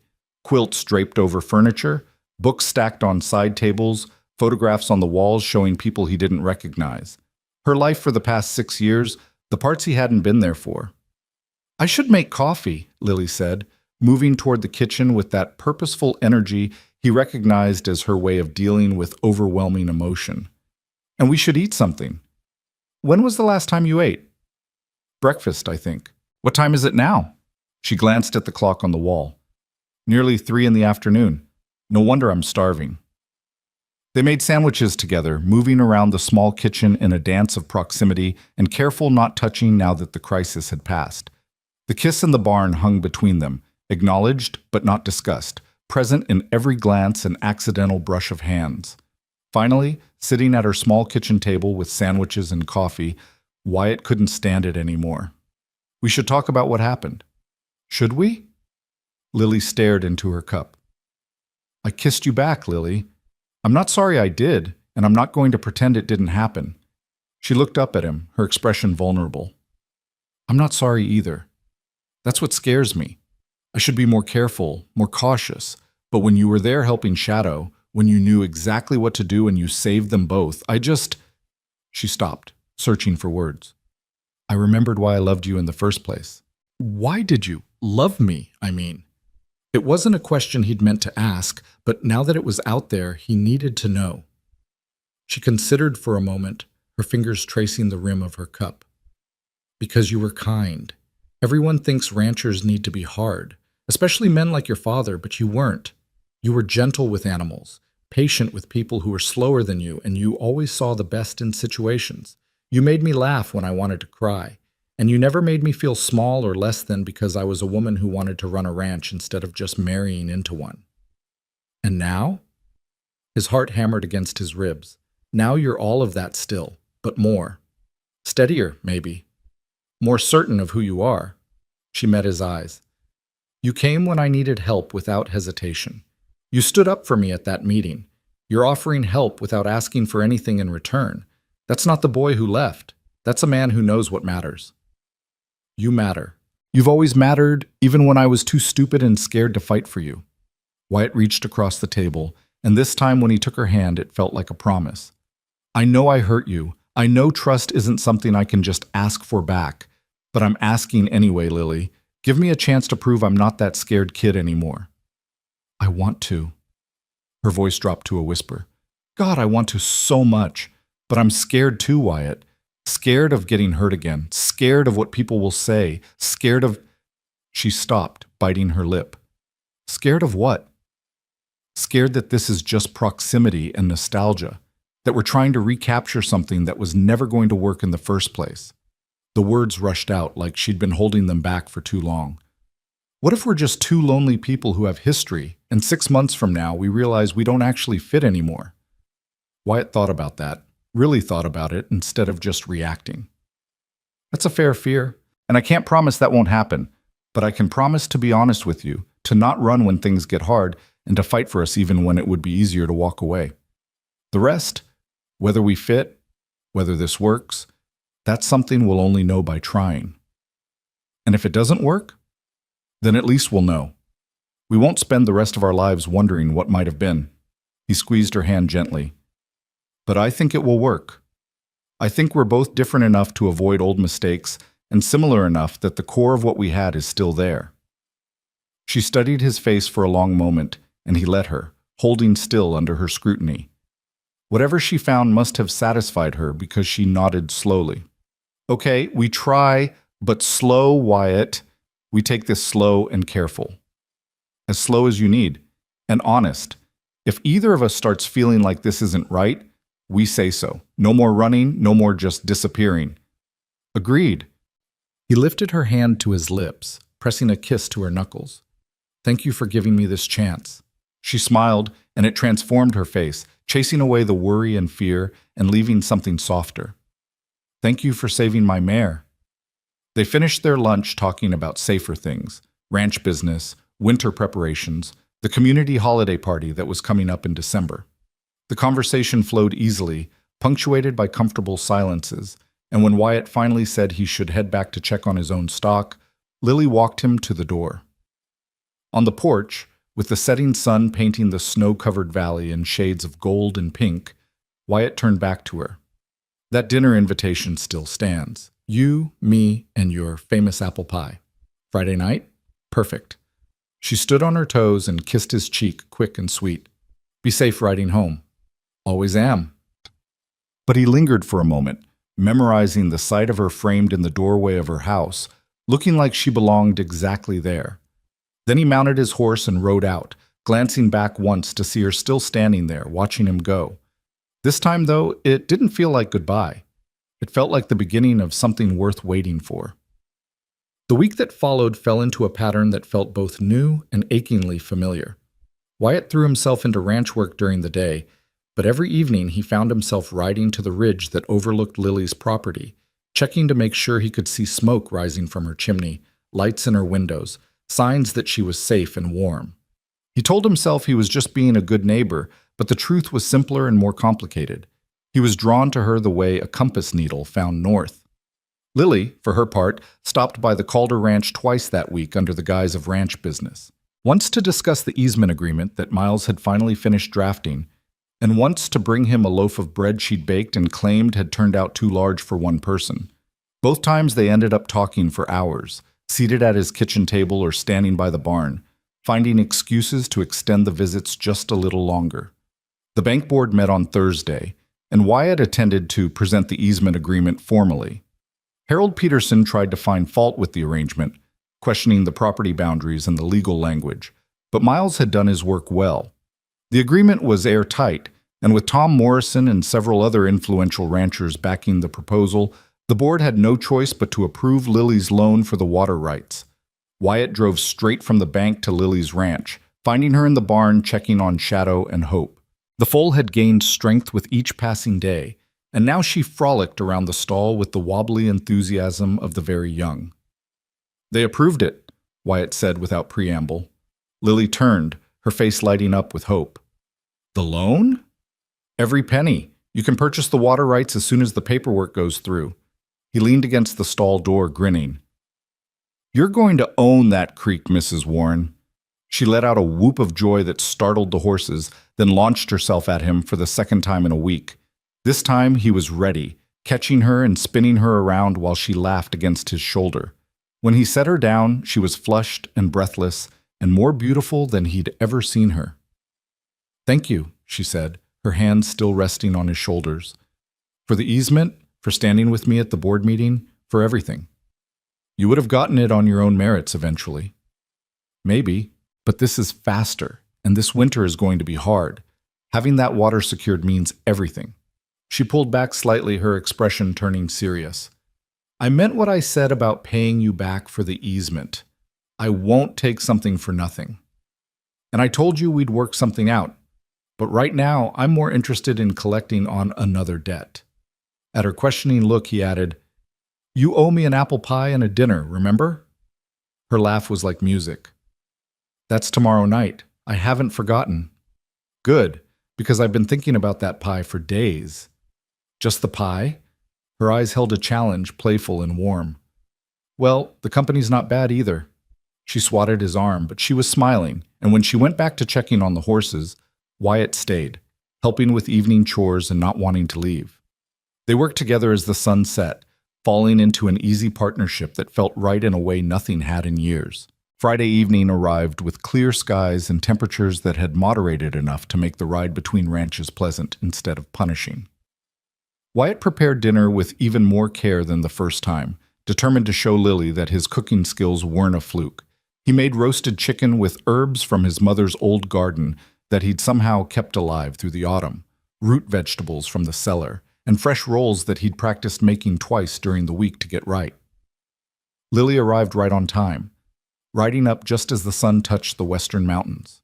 She carried a pie tin wrapped in a kitchen towel, and she'd worn a dress, nothing fancy, just a simple dark blue cotton that brought out her eyes and reminded him achingly of that last day 6 years ago. You wore blue, he said as he helped her down from her horse. She blushed slightly. I remembered you always liked this color on me. That admission, small as it was, made his heart soar. He offered his arm, and she took it, letting him escort her inside like they were heading to a church social instead of a simple dinner between neighbors. The meal was everything Wyatt had hoped for. The food turned out well, the conversation flowed easily, and Lily relaxed in a way he hadn't seen since he'd been back. She told him stories about the past 3 years, the struggles and small victories of running a ranch alone, the way the community had slowly come to respect her competence, the loneliness that sometimes overwhelmed her on winter nights. "I used to pretend you were just in the next room," she admitted over her second glass of wine, her cheeks flushed from alcohol and firelight. "Those first few months after you left, I'd come in from chores and imagine you were there, reading the paper or fixing something that had broken. It was pathetic, but it got me through." "It's not pathetic. I did the same thing, except I'd imagine what you were doing at that exact moment. 7 in the morning, she's feeding the horses. Noon, she's checking fence lines. Evening, she's watching the sunset from the porch." He reached across the table and she met him halfway, their hands clasping. "I tried to forget you, Lily, tried to convince myself I'd made the right choice, that duty mattered more than love. But I couldn't.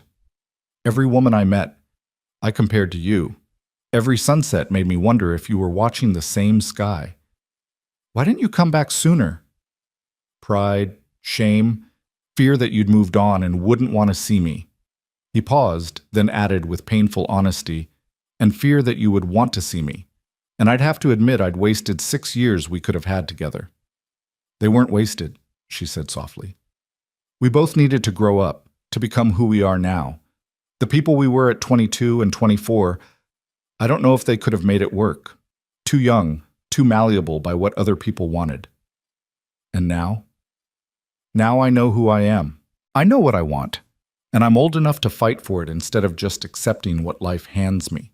Her eyes held his, steady and sure. "I want this, Wyatt. I want us to try." He came around the table then, pulling her up from her chair and into his arms. This kiss was different from the one in the barn, less desperate, more intentional. A promise instead of an accident. She melted against him, her hands sliding up to tangle in his hair, and he held her like she was precious and necessary and his. When they finally broke apart, both breathing hard, Wyatt rested his forehead against hers. "Stay. Please stay." "I can't." But she didn't move away, her body still pressed against his. "Not yet. When that happens, if that happens, I need it to be right. Not rushed, not caught up in the moment." "I understand." And he did, even as his body protested. "But can you stay for pie? And coffee? And maybe some of those talks that last until midnight?" She smiled, reaching up to cup his face. "I can stay for all of that." They settled on the couch in front of the fire, the pie forgotten for the moment, and talked the way they used to when they were young, and the future seemed like something they could shape with their bare hands. Lily told him about her dreams for the ranch, not just survival, but true success, a breeding operation that would be known throughout Montana. Wyatt shared his own plans for rebuilding his father's legacy, healing the wounds that Benjamin's stubbornness had created in the community. "He tried to make amends," Lily said, her head resting on Wyatt's shoulder, his arm around her waist. "Your father, I mean. Those last few months, he'd ride over and just talk, not about anything important, just weather and cattle and the small things that make up a life. I think he was lonely. He pushed everyone away. That was his gift, making sure no one could hurt him by keeping them at arm's length." Wyatt stared into the fire, thinking about the letters, the unsent apologies. "I'm not going to make his mistakes. I'm not going to let pride or fear keep me from the people I love." "Good." She tilted her face up to his. "Because I'm not letting you run away again. If this gets hard, and it will get hard, we talk it through. We fight if we need to, but we don't run." "Deal." He kissed her again, softer this time, sealing the promise. They stayed like that until the fire burned low and the clock struck midnight. Lily finally stirred, reluctance in every movement. "I should get home. Morning chores come early. I'll ride with you part way. You don't need to." "I want to." So they rode out together under a sky so clear the stars looked close enough to touch, their horses walking side by side, their breath steaming in the cold air. At the ridge where their properties met, they stopped, looking down at the valley spread below them. "My mother used to ride here," Wyatt said quietly. "Dad told me in one of those letters. She'd come here as a girl, before her family lost the land, and she'd watched the eagles nest in those pines. He pointed to a stand of tall trees on what was now Lily's property. "I've seen them," Lily said. "They come back every spring, a mated pair. They've been using the same nest for years. Eagles mate for life, don't they?" She looked at him, understanding the question beneath the question. "They do. Loyal until death." "That's what I want," Wyatt said, holding her gaze. "Not just to try, not just to see if this works. I want forever, Lily. I want you to be my mate for life, the way those eagles are for each other." Tears shimmered in her eyes, but she was smiling. "That's a big thing to say after 2 weeks of dinners and hard work. I've known you for 8 years and loved you for 7. The 2 weeks are just me finally getting brave enough to fight for what I should have fought for the first time around." He reached for her hand, their horses standing close enough to allow the contact. "I'm not asking you to marry me tonight. I know we need time, need to prove to ourselves and each other that this is real and lasting. But I'm telling you my intentions so you know where I'm headed."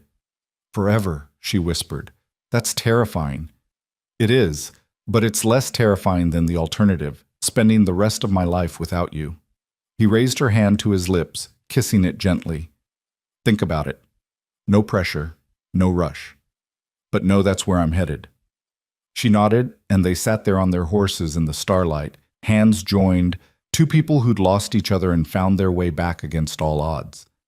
Finally, Lily pulled gently away, gathering her reins. "Good night," Wyatt called her. "Thank you for dinner, and for the honesty, and for everything." "Good night, Lily Warren. Stay safe." He watched her ride down the slope toward her house, and this time he didn't leave until he saw her reach her door, saw the lamp light up in her window, knew she was home and safe. Then he turned his own horse toward home, his heart fuller than it had been in 6 years, and rode through the starlit night thinking about eagles and forever and the woman who'd stolen his heart and never given it back. November slipped into December with the kind of bitter cold that turned the valley into a study in whites and grays. The snow deepened until it reached the fence posts, and the ranchers settled into the rhythm of winter work, breaking ice on water troughs, hauling feed to livestock, and praying that the spring thaw wouldn't come with devastating floods. Through it all, Wyatt and Lily built something fragile and precious between them, meeting for dinners twice a week, working together on ranch projects, and slowly learning how to trust again. The town noticed, of course. In a place like Riverbend Ridge, 2 people couldn't breathe in each other's direction without someone commenting on it. The gossip ranged from approving, "About time those 2 worked things out," to scandalous, "Barely decent, her husband not even 3 years cold." Lily bore it with the same quiet strength she brought to everything else, holding her head high at the general store and the post office, refusing to be ashamed of finding happiness again. Wyatt found it harder to ignore. He'd been gone long enough that he'd forgotten how suffocating small-town judgment could be, and more than once he had to physically restrain himself from confronting people whose whispered conversations stopped abruptly when he entered a room. It was Lily who talked him down, reminding him that their relationship was nobody's business but their own, and that small minds would always find something to criticize. "Let them talk," she said one evening as they sat in his kitchen, her hands wrapped around a mug of hot chocolate. "They talked when I married Robert too young, and they talked when he died, and they'll talk when we do literally anything that doesn't fit their narrow view of how life should work. I stopped caring what they think about 2 years ago, and I recommend you do the same." "It doesn't bother you, what they say?" "Of course it bothers me. I'm human, not a saint." She took a sip, considering her words. "But bothering me and controlling me are 2 different things. They can whisper all they want. I know the truth about who I am and what I'm doing. That's enough." Her certainty humbled him. Somewhere in the past 3 years, Lily had developed a core of steel that nothing could bend, and Wyatt found himself falling in love with this stronger, surer version of the girl he'd known. She was still kind, still gentle with animals, and patient with people's shortcomings, but she no longer apologized for taking up space in the world. The week before Christmas, the temperature dropped to 15 below zero, and Wyatt woke to find one of his water lines had frozen solid. He spent most of the morning trying to thaw it without success, and by noon he was cold, frustrated, and starting to worry about his livestock going without water for much longer. He was considering desperate measures involving a blowtorch when he heard the sound of an approaching truck. Lily pulled up in her old Ford, and when she climbed out, she had a coil of heating cable over one shoulder and a determined expression on her face. "Heard you were having water troubles. Figured you could use some help." "How did you hear that?" "I haven't told anyone." "Tom Morrison's son drove past this morning and saw you digging around the pump house. Word travels." She hefted the cable. "This should do the trick. We'll wrap it around the pipe, plug it in, and give it a few hours to thaw from the outside in." They worked together in the bitter cold, Wyatt following Lily's instructions as she showed him the technique her late husband had taught her. Her hands were steady despite the temperature, her movements efficient and practiced. Within an hour, they had the cable installed and plugged in, and she pronounced it good enough to leave while they warmed up inside. "You didn't have to come all the way over here," Wyatt said as he made coffee, his fingers still numb despite the gloves he'd worn. "I would have figured something out eventually. I know you would have, but it's faster with two people, and I had the equipment you needed." She accepted the coffee gratefully, wrapping both hands around the mug. "Besides, that's what partners do. They help each other." Partners. He tested the word, liking the weight of it. "Is that what we are?" "I think so. We're building ranches next to each other, helping with each other's work, spending more time together than apart." She looked up at him, her eyes soft. "Unless you have a different word for it." "I have several words for it, but I promise to go slow." "Slow doesn't mean standing still." She set down her coffee and moved closer, her hands finding his waist. "I've been thinking about what you said at the Ridge, about forever and eagles and intentions." Wyatt's heart hammered against his ribs. And I think I'm ready to stop being quite so careful. I'm not saying we rush into anything, but maybe we stop pretending this is just two neighbors being friendly." Her fingers curled in his shirt. "Maybe we admit we're courting, officially, the way people did when things like that mattered." Courting. A smile spread across his face. "I like that. Old-fashioned and intentional." "Very intentional." She rose on her toes, brushing her lips against his. "So," Wyatt called her, "I'm giving you permission to court me properly, with all the seriousness and commitment that implies." He kissed her then, properly and thoroughly, pouring 6 years of longing and hope into the contact. Her arms came up around his neck, and she pressed closer, and for several long minutes the frozen pipes and the bitter cold and the gossiping town all ceased to exist. There was only this, the two of them, finally on the same page, finally ready to fight for what they both wanted. When they broke apart, both breathing hard, Wyatt rested his forehead against hers. "I should warn you, I take courting very seriously. There will be flowers and proper dates, and me asking permission to hold your hand like we're teenagers." She laughed, the sound bright in the quiet kitchen. "I look forward to all of it."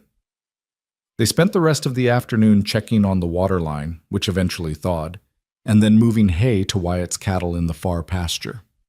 Working side by side had become natural over the past month, their movements synchronized in a way that came from growing familiarity and deeper connection.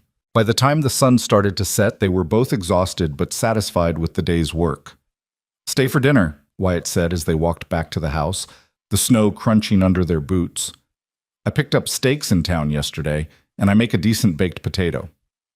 "I should probably get home. Or you could stay, and we could sit by the fire and talk about how we're going to handle the town, knowing we're officially courting." He caught her hand, lacing their fingers together. "Plus, it's too cold to ride home on an empty stomach." She pretended to consider, but her smile gave her away.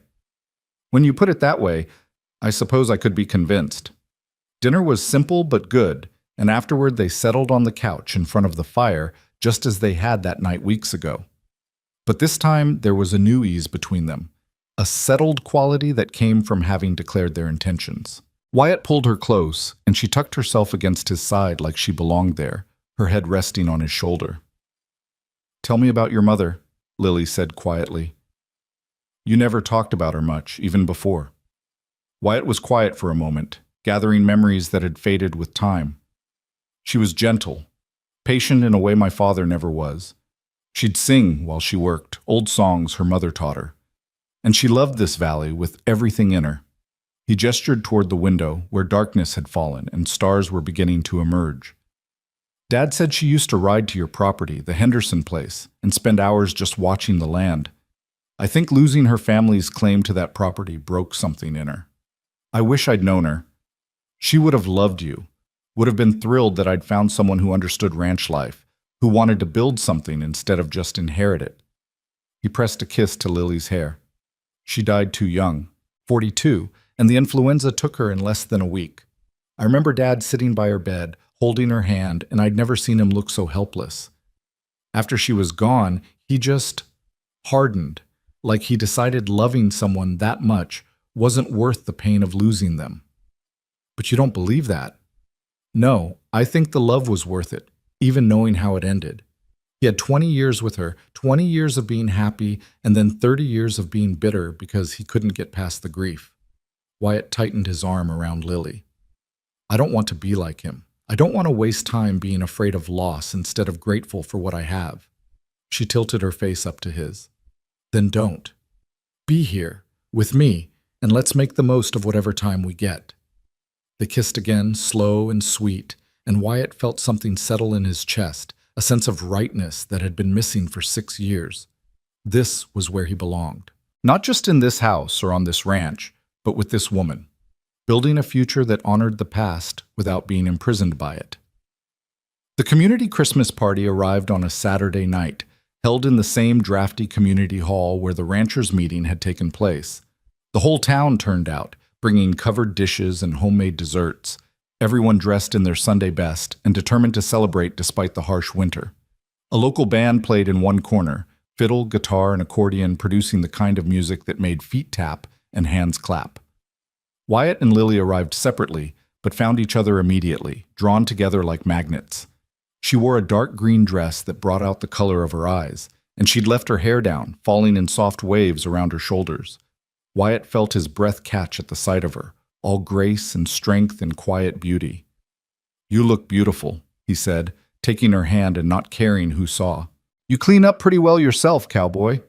She smiled up at him, and he saw none of the nervousness he'd expected. If anything, she seemed more relaxed than usual, like she'd made peace with whatever judgment the town might pass. They ate together, danced when the music was right, and circulated among the other ranchers with Wyatt's hand possessively on the small of Lily's back. Some people smiled and offered congratulations. Others watched with pursed lips and disapproving eyes. Harold Peterson made a point of ignoring them entirely, turning his back when they approached the refreshment table.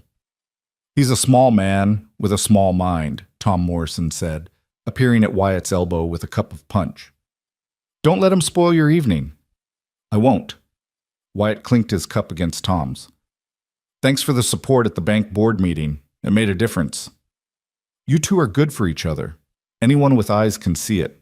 Tom glanced at Lily, who was talking with a group of ranch wives and looking perfectly comfortable. She's had a hard few years, that girl. Nice to see her smiling again. The evening wore on with music and laughter and the particular warmth that came from community gathering in the coldest part of the year. Wyatt danced with Lily 3 times, holding her closer than was probably proper, and she didn't complain. During the last dance, a slow waltz as the night wound down, she rested her head against his chest and sighed contentedly. Thank you for coming with me tonight, she murmured. Where else would I be? I don't know. But 6 years ago, you would have been somewhere else. Wyoming or Colorado or anywhere but here. She pulled back enough to look at him. I'm glad you're here now. So am I. He spun her gently, and she laughed, the sound pure joy. They left together just after midnight, the cold hitting them like a wall after the warmth of the crowded hall. Their horses stood patiently at the hitching rail, their breath steaming. Wyatt helped Lily mount, his hands lingering on her waist longer than necessary, and she didn't pull away. Ride home with me, she said suddenly. Lily, not like that, not yet, but stay for coffee at least. I'm not ready for the night to end. How could he say no to that? They rode together through the silent, snow-covered valley, the stars so bright overhead they cast shadows. At Lily's ranch, they settled the horses and went inside, stamping snow from their boots, breath still steaming in the cold. Her house smelled of cinnamon and wood smoke, homey and welcoming. She made coffee while Wyatt built up the fire, and they settled on her small couch with their cups, sitting close enough that their shoulders touched. I've been thinking, Lily said after a long, comfortable silence, About spring. About what happens when the weather breaks and the real work begins. What about it? I'm going to need help with spring branding, more help than I can afford to hire on. She turned to look at him. And you're going to need help managing your increased herd. It would make sense for us to combine operations for some things. Share equipment, share labor, work together instead of separately. That's very practical. Wyatt set down his coffee cup. But I'm hearing something else beneath the practicality. She smiled, a little nervous now. I'm saying I want to build something with you, not just a relationship, but a real partnership. Our ranches working together, our lives working together. I'm saying I think we should make this official. Official how? His heart was pounding, but he kept his voice steady, needing to hear her say it. I'm saying... She took a breath, steadying herself. I'm saying I love you, Wyatt called her. I never stopped, even when I tried to, even when I married someone else and built a different life.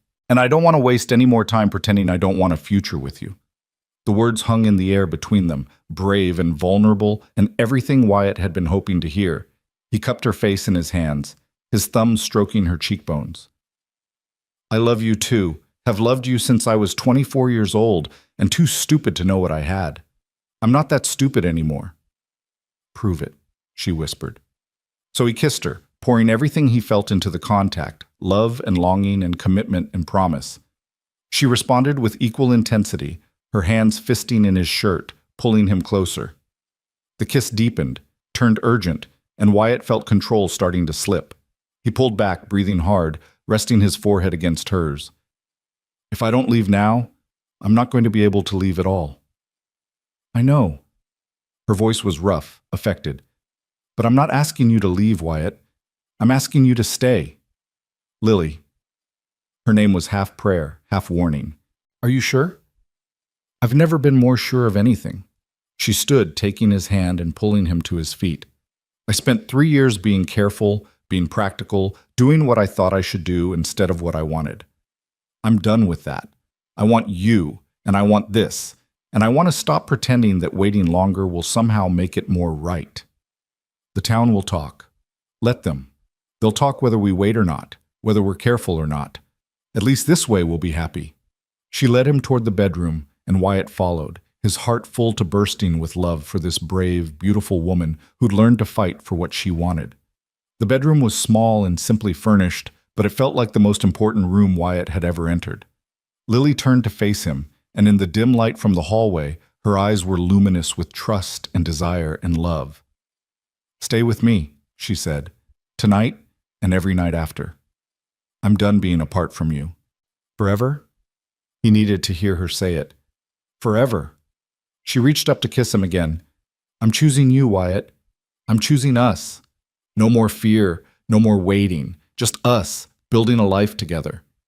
And so he stayed, and in the quiet hours of that winter night, they found each other again in the most fundamental way. There was tenderness and passion, laughter and tears, and the overwhelming rightness of two people who'd been apart too long finally coming home to each other. When morning came, gray and cold with the promise of more snow, Wyatt woke to find Lily curled against his side, her hair spread across his chest, her breathing deep and even. He lay still, not wanting to wake her, marveling at the simple miracle of this moment. 6 years ago, he'd walked away from this woman, and somehow, impossibly, he'd been given a second chance. She stirred, her eyes opening slowly, and when she saw him watching her, she smiled, sleepy and satisfied and utterly content. Morning. Morning. He brushed hair from her face, his touch gentle. Any regrets? None. You?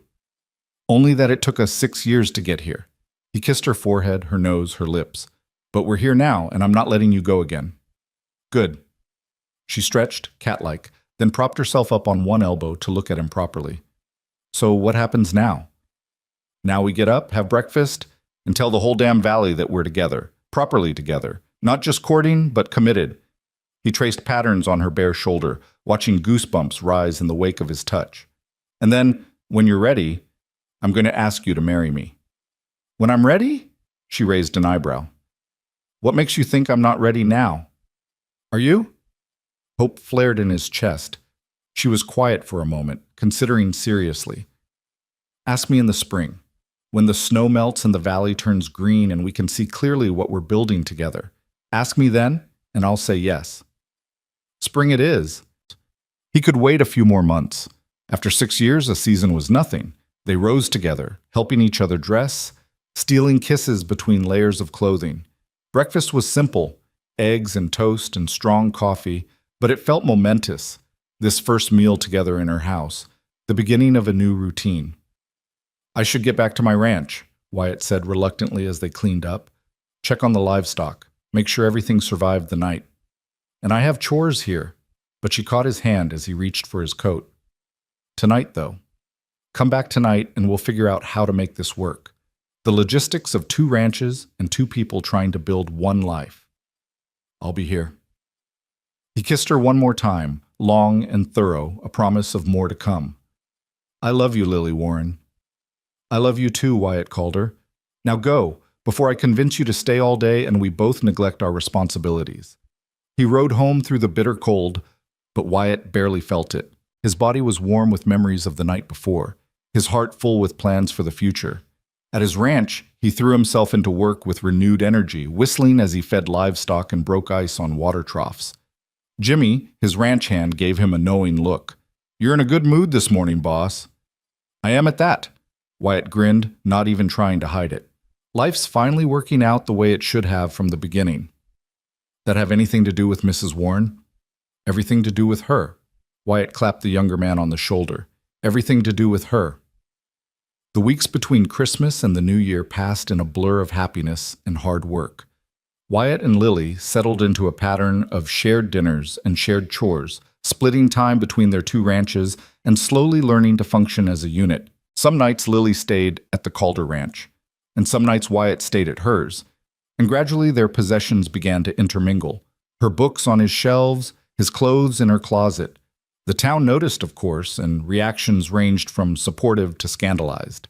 Harold Peterson made a pointed comment at the general store about the declining moral standards of the community, and Wyatt had to be physically restrained by Tom Morrison from confronting the banker in the middle of the canned goods aisle. Let it go, Tom advised. Peterson's a fool, and everyone knows it. You've got better things to focus on than the opinions of small minds. He was right. Wyatt did have better things to focus on, like the plans he and Lily were making for combining their ranching operations in the spring, or the quiet evenings by the fire talking about everything and nothing, or the way she laughed when he told bad jokes and kissed him to make him stop. On New Year's Eve, they stayed home rather than attending the community dance, choosing instead to celebrate privately with good food and better company. At midnight, Wyatt pulled Lily into his arms on the porch, both of them bundled against the cold, and kissed her as fireworks exploded in the distance, someone in town with more money than sense setting off expensive displays. Happy New Year, he murmured against her lips. Happy New Year. She pulled back to look at him, her face serious despite the celebration. This year, Wyatt. This is our year. I can feel it. Me too. He held her close, looking out at the valley spread below them, the Calder Ranch and the Warren Ranch, soon to be joined not just by property lines, but by love and commitment. Everything's going to change this year, and it's going to be exactly right.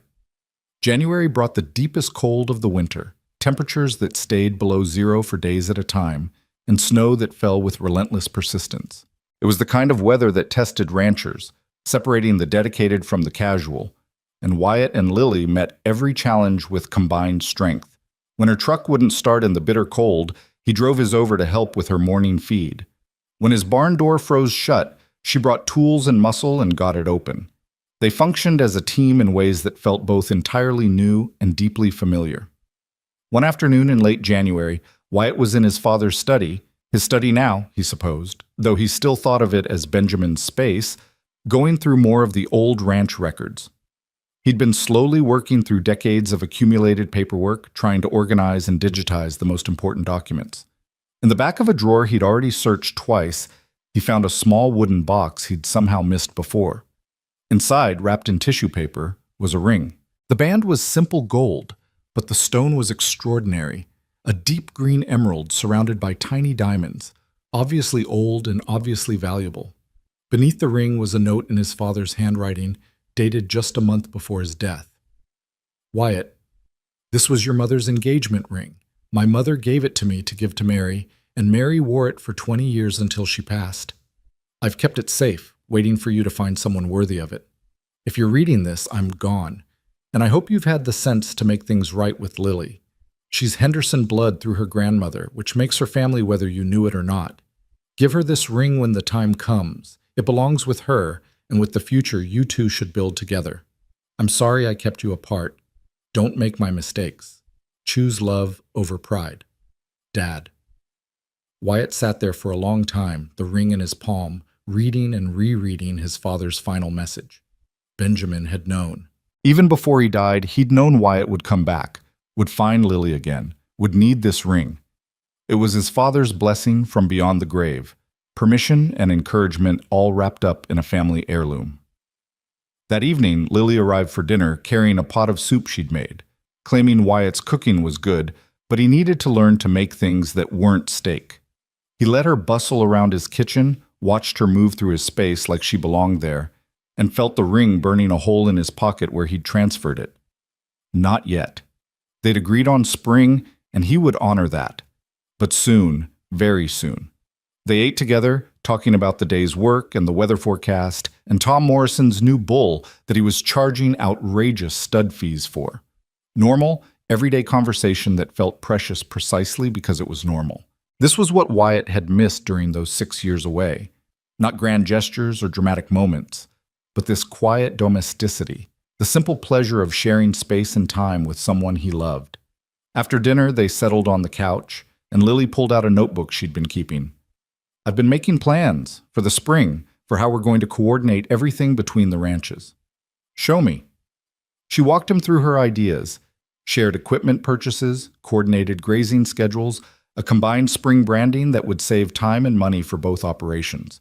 It was practical and intelligent, the kind of planning that came from real ranching experience. There's something else, she said, her voice dropping slightly. A bigger idea, but I wanted to run it by you first. I'm listening. What if we didn't just coordinate between ranches? What if we actually combined them, legally merged the operations into one entity? She looked up at him, nervous but excited. We'd maintain separate property ownership but operate as a single ranch. Shared books, shared profits, shared everything. It would make us more competitive, give us better buying power, and she stopped, biting her lip. And it would be the first step toward a fully combined life, Wyatt finished for her. Yes. She set down the notebook. I know we said spring for bigger commitments, but this is a commitment too, just a different kind. It's me saying I trust you not just with my heart, but with my livelihood, my legacy, everything I've built. Wyatt took her hands in his, holding them gently. Then yes, absolutely yes. We'll merge the operations, and in the spring when the valley turns green, I'll ask you the other question that's been burning in my pocket since I found this today. He pulled out the ring box, watching her eyes go wide. Wyatt, I'm not asking now. We agreed on spring, and I'll keep that promise. But I want you to see it, to know it's waiting. This was my mother's ring, and my father left it for me to give to you when the time was right. He opened the box, and the emerald caught the firelight, glowing with deep green fire. It's yours, Lily, whenever you're ready to wear it. Tears streamed down her face as she stared at the ring. It's beautiful. Mary would have worn this. For 20 years. And before that, my grandmother wore it. It's a Calder family ring, but Dad's note said it belongs with Henderson blood, which you have through your grandmother. It's meant for you. She touched the ring lightly, reverently, then closed the box and pushed it back toward him. Keep it safe until spring. When you ask properly, I want the full moment, the question, the ring, all of it. Don't let me spoil it by accepting too soon. He laughed, pulling her into his arms. You're remarkable, you know that? I just know what I want, and I want to do this right. She kissed him, soft and lingering. Now put that ring somewhere safe and come back over here. We have more planning to do, and I can't concentrate when you're looking at me like that. Like what? Like you're counting down the days until you can put that ring on my finger. Can you blame me? But he tucked the ring box safely in his pocket and returned his attention to her notebook, to the practical business of combining two ranches into one thriving operation. They worked together late into the night, making plans and dreaming dreams. Two people who'd lost each other and found their way back, building something stronger than what they'd almost had the first time around. Outside, the January wind howled and the snow fell. But inside there was warmth and light and love that had survived 6 years of separation and come back fiercer and truer than before. Spring was coming. Wyatt could feel it even in the depths of winter. And with spring would come new life, new beginnings, and the question he'd been waiting 6 years to ask properly. Until then, there was work to do, plans to make, and a partnership to build that would lay the foundation for everything that came after. He looked at Lily, bent over her notebook, her hair falling forward to hide her face, completely absorbed in ranch logistics, and felt his heart swell with love so strong it almost hurt. This was his future, sitting right here in his living room, planning their combined operations with the same fierce determination she brought to everything. And in the spring, when the valley turned green and the eagles returned to their nest on the ridge, he would make sure that future became permanent and binding and forever. February crawled by with the kind of stubborn cold that made even the most optimistic rancher wonder if spring would ever come. But Wyatt watched for the signs.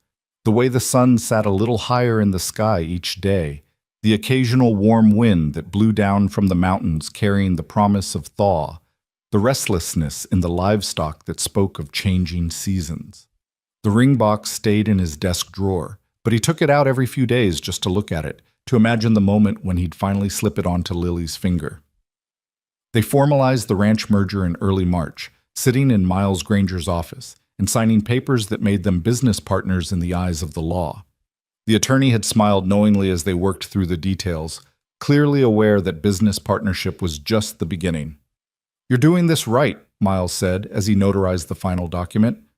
"Building on solid ground, making sure you work well together before you make it permanent. Your father would approve, Wyatt." "I think he would." Wyatt glanced at Lily, who was reading through the contract one final time with the careful attention she gave everything important. "I think he'd be glad we found our way back to each other."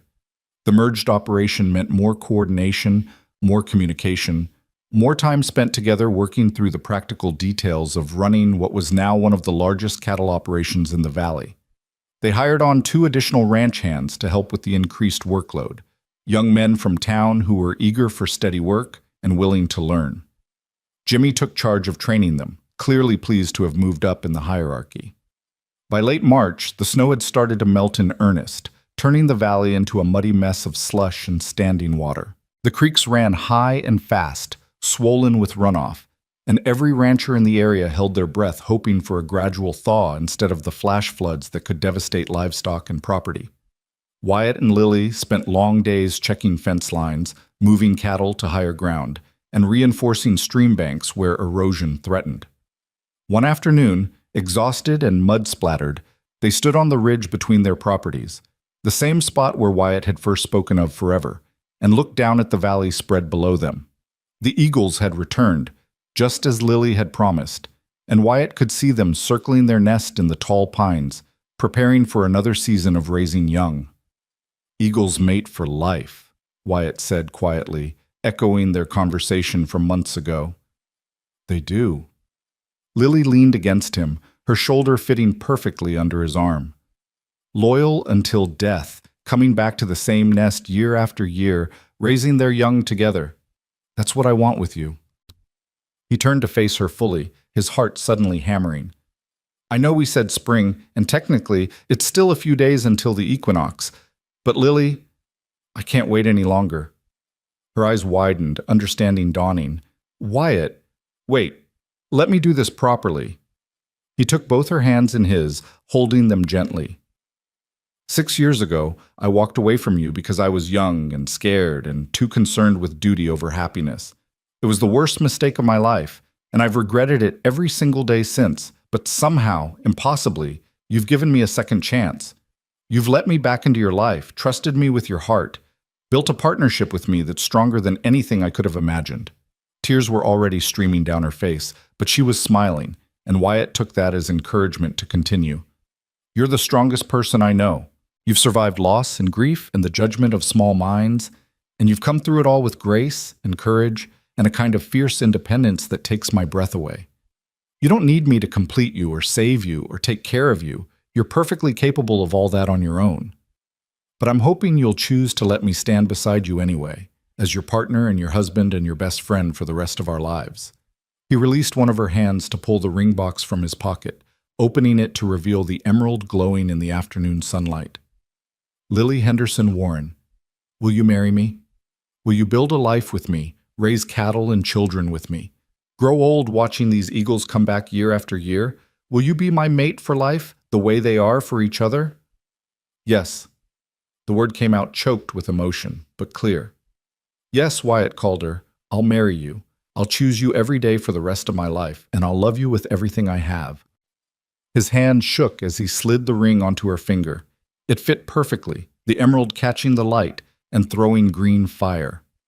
Lily stared at it for a moment, tears flowing freely now, then launched herself at him with enough force that he staggered backward, both of them laughing and crying at once.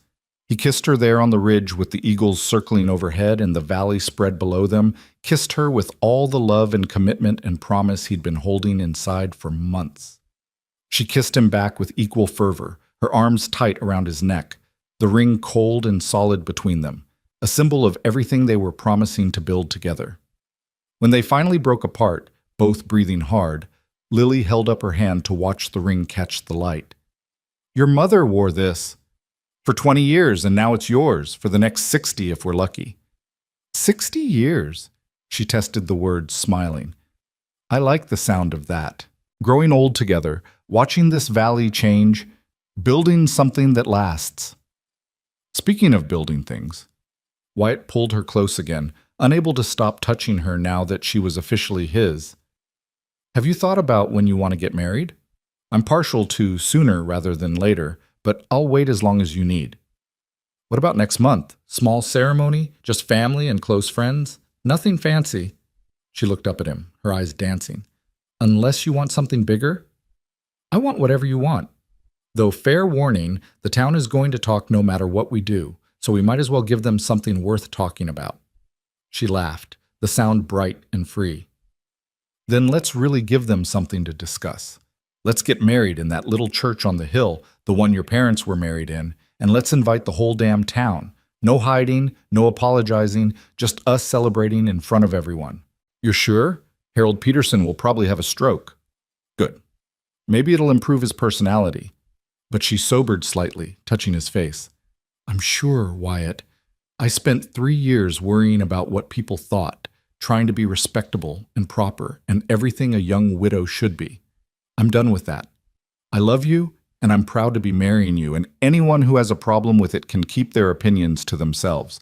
He kissed her again, marveling at her courage, at the way she'd grown from the uncertain girl he'd known into this fierce, magnificent woman. "April, then. We'll talk to Pastor Williams this week. Get it on the books." They rode down from the ridge together as the sun began to set, painting the sky in shades of pink and gold. At Lily's ranch, they celebrated with champagne she'd been saving for a special occasion, toasting their engagement and their future and the life they were building together. "I should call Tom Morrison," Lily said, slightly giddy from champagne and happiness. "He's been asking about you for weeks, trying to figure out when you were going to propose. He'll want to know he was right about us. Call everyone. Shout it from the rooftops. I want the whole valley to know you said yes." Wyatt pulled her into his lap, both of them sprawled on her couch, the fire crackling and the future stretching bright before them. She did call Tom, and by the next morning the news had spread through Riverbend Ridge like wildfire. Well-wishers stopped by both ranches, some genuinely happy for them, others clearly there to get the gossip firsthand. Wyatt and Lily handled it all with grace and unity, presenting a united front that left no room for speculation or judgment. Pastor Williams was delighted to perform the ceremony and offered them the first Saturday in April, giving them just 3 weeks to prepare. Lily threw herself into planning with the same efficiency she brought to ranch work, keeping everything simple but meaningful. She found a cream-colored dress at a boutique in the next town over, simple and elegant and perfectly suited to a ranch wedding. Wyatt's contribution was to arrange for flowers, wildflowers from the valley, nothing fancy, and to make sure the ranch house was clean top to bottom for the reception they'd host afterward. The invitations went out by word of mouth and hand-delivered notes, and the responses were overwhelmingly positive. Even some of the town gossips seemed won over by the romance of it all. Childhood sweethearts reunited after years apart, building a life together despite the odds.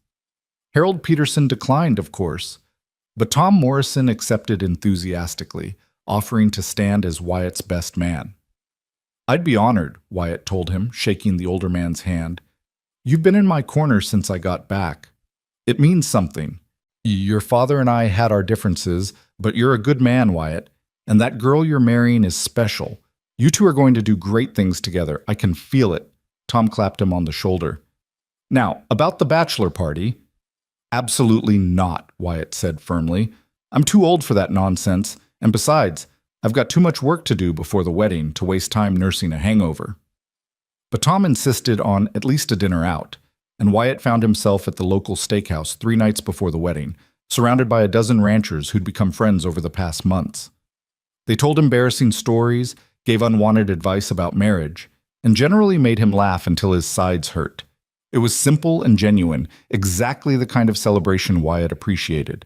Meanwhile, Lily had her own gathering with the ranch wives and a handful of women from town who'd become her friends during the difficult years. They met at her house, bringing food and wine and the kind of easy female companionship that Wyatt knew she'd been missing. When he stopped by the next morning to check on her, she was glowing. They were wonderful, she told him, still in her bathrobe and clearly not having slept much. They shared their own stories, gave me advice, and made me feel like part of a community instead of an outsider. I didn't realize how much I needed that. "You've never been an outsider," Wyatt said, pulling her close. "You've been one of us all along. It just took some people longer to see it." The wedding day arrived with perfect spring weather, clear skies, temperatures in the 60s, and a gentle breeze that carried the scent of new grass and wildflowers. The church on the hill filled with what seemed like half the valley, people packed into pews and standing along the walls. Wyatt stood at the altar with Tom beside him, his heart pounding as the organ began to play. And then Lily appeared at the back of the church, and everything else ceased to matter. She was radiant in her cream dress, her hair swept up, but with soft curls framing her face, carrying a simple bouquet of those valley wildflowers. She walked alone, having no father to give her away, and refusing to have anyone stand in for that role, and her eyes locked on Wyatt's from the moment she appeared. The walk down the aisle seemed to take forever and no time at all, and then she was there beside him, taking his hand, smiling with so much love and joy that he felt his own eyes sting with tears. Pastor Williams performed a simple, beautiful ceremony. They'd written their own vows, and when it came time to speak them, Wyatt's voice shook only slightly. "Lily, I promise to choose you every day, even on the hard days when ranch work is brutal and money is tight and we're both too tired to be reasonable. I promise to be your partner in all things, to respect your strength while supporting you when you need it, to make you laugh when you want to cry. I promise to never run from our problems, to talk through our disagreements, to love you fiercely and faithfully for all the days of my life. You are my home, my heart, and my future, and I'm honored beyond measure that you've chosen to be my wife." Lily's vows were equally moving, her voice clear and strong despite the tears on her cheeks. "Wyatt, I promise to trust you with my heart, my dreams, and my fears. I promise to be your partner in building something lasting, not just a ranch, but a life full of love and laughter and purpose. I promise to believe in us, even when times are hard, to fight for what we have instead of letting it slip away. You came back when you could have stayed gone. You fought for me when you could have given up, and you've shown me that love is worth the risk. I choose you, today and always, as my husband and my best friend." When Pastor Williams pronounced them married and gave Wyatt permission to kiss his bride, the church erupted in applause and cheers.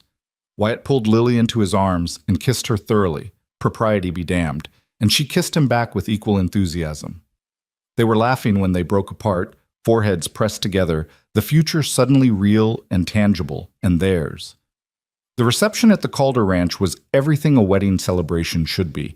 Good food, flowing drinks, music and dancing, and the kind of genuine joy that came from community witnessing love triumph over adversity. Wyatt danced with his new wife 3 times in the first hour, unable to let her go for long, and she seemed equally reluctant to leave his side. "Mrs. Calder," he murmured during a slow dance, testing out her new name. "I like the sound of that." She rested her head on his shoulder. "Though legally I'm keeping Warren for the ranch, at least until we figure out the business paperwork. But personally, I'm absolutely Mrs. Calder. Lily Calder, my wife." He spun her gently, and her laugh was pure happiness. "I'm the luckiest man in Montana." "We're both lucky. We got a second chance, and we're not wasting it." She pulled back to look at him, her eyes serious despite the celebration around them. "Thank you for coming back, for fighting for us, for being exactly the man I needed you to be. Thank you for letting me back in, for trusting me again when you had every reason not to." He kissed her softly, sweetly, a promise of the night to come and all the nights after that. They'd decided against a honeymoon, too much work on the ranch with spring calving in full swing, but they did take a long weekend alone at the ranch house, ignoring everything but each other. Those 3 days were a gift, time to be newlyweds without the demands of livestock and business and the outside world intruding. When they returned to work on Tuesday, it was as a fully united team. The ranch hands had taken care of the essential tasks, but there was plenty to catch up on. Wyatt and Lily threw themselves back into the rhythm of ranch life, and somehow it felt different now. More settled, more permanent. This wasn't just a partnership anymore. It was a marriage in every sense of the word. April slipped into May and the valley exploded with new life. Calves were born, the grass turned brilliant green, and the eagles on the ridge successfully hatched their young, 2 fluffy eaglets that Wyatt and Lily checked on regularly during their evening rides. The combined ranch operation thrived, exactly as they'd hoped. Their efficiency improved, their costs decreased, and their reputation grew. By mid-May, they were fielding inquiries from other ranchers interested in buying breeding stock, and Wyatt found himself in the unfamiliar position of being seen as successful rather than just scraping by. It was during one of those evening rides, checking the eaglet's progress, that Lily made an announcement that changed everything again. They stood on the ridge, watching the adult eagles bring food to their young, the setting sun painting everything golden. Lily had been quiet during the ride up, and Wyatt had let her be, sensing she was working through something. "I'm pregnant," she said finally, the words quiet but clear in the evening air. Wyatt turned to her slowly, hardly daring to believe what he'd heard. "You're... really? Really. About 6 weeks, best I can figure. I saw Doc Morrison in town yesterday to confirm." She turned to face him, and her expression was a complex mix of joy and nervousness. "I know we didn't plan this so soon, and there's so much work to do, but..." He pulled her into his arms, cutting off her anxious rambling with a kiss that poured out every ounce of love and excitement he felt. When he pulled back, he was grinning so widely his face hurt. "This is incredible. You're incredible. We're going to have a baby." "You're happy?" Relief flooded her features. "Happy doesn't begin to cover it. I'm elated. Terrified, but elated." He placed a hand gently on her still flat stomach, wonder filling him. "Our child, growing right here. Due in January, right in the middle of the worst winter weather, because of course our baby would choose to arrive at the most inconvenient time possible." But she was laughing, her earlier nervousness evaporating. "We're going to be parents, Wyatt." "We are." He kissed her again, then dropped to his knees, pressing a kiss to her stomach through her shirt. "Hello in there, little one. Your mom and I can't wait to meet you." Lily's laugh turned to tears, the happy kind, and she ran her fingers through his hair as he stayed there, kneeling in the grass, overwhelmed with gratitude and love and the sheer miracle of this moment. They'd come so far, from that first painful separation to this perfect reunion, from 2 separate ranches to one thriving operation, from broken hearts to a love stronger than ever. And now they were creating new life together, building a family that would carry on what they'd started. The summer passed in a haze of work and preparation. They told close friends about the pregnancy, and the news spread through the valley with the usual speed.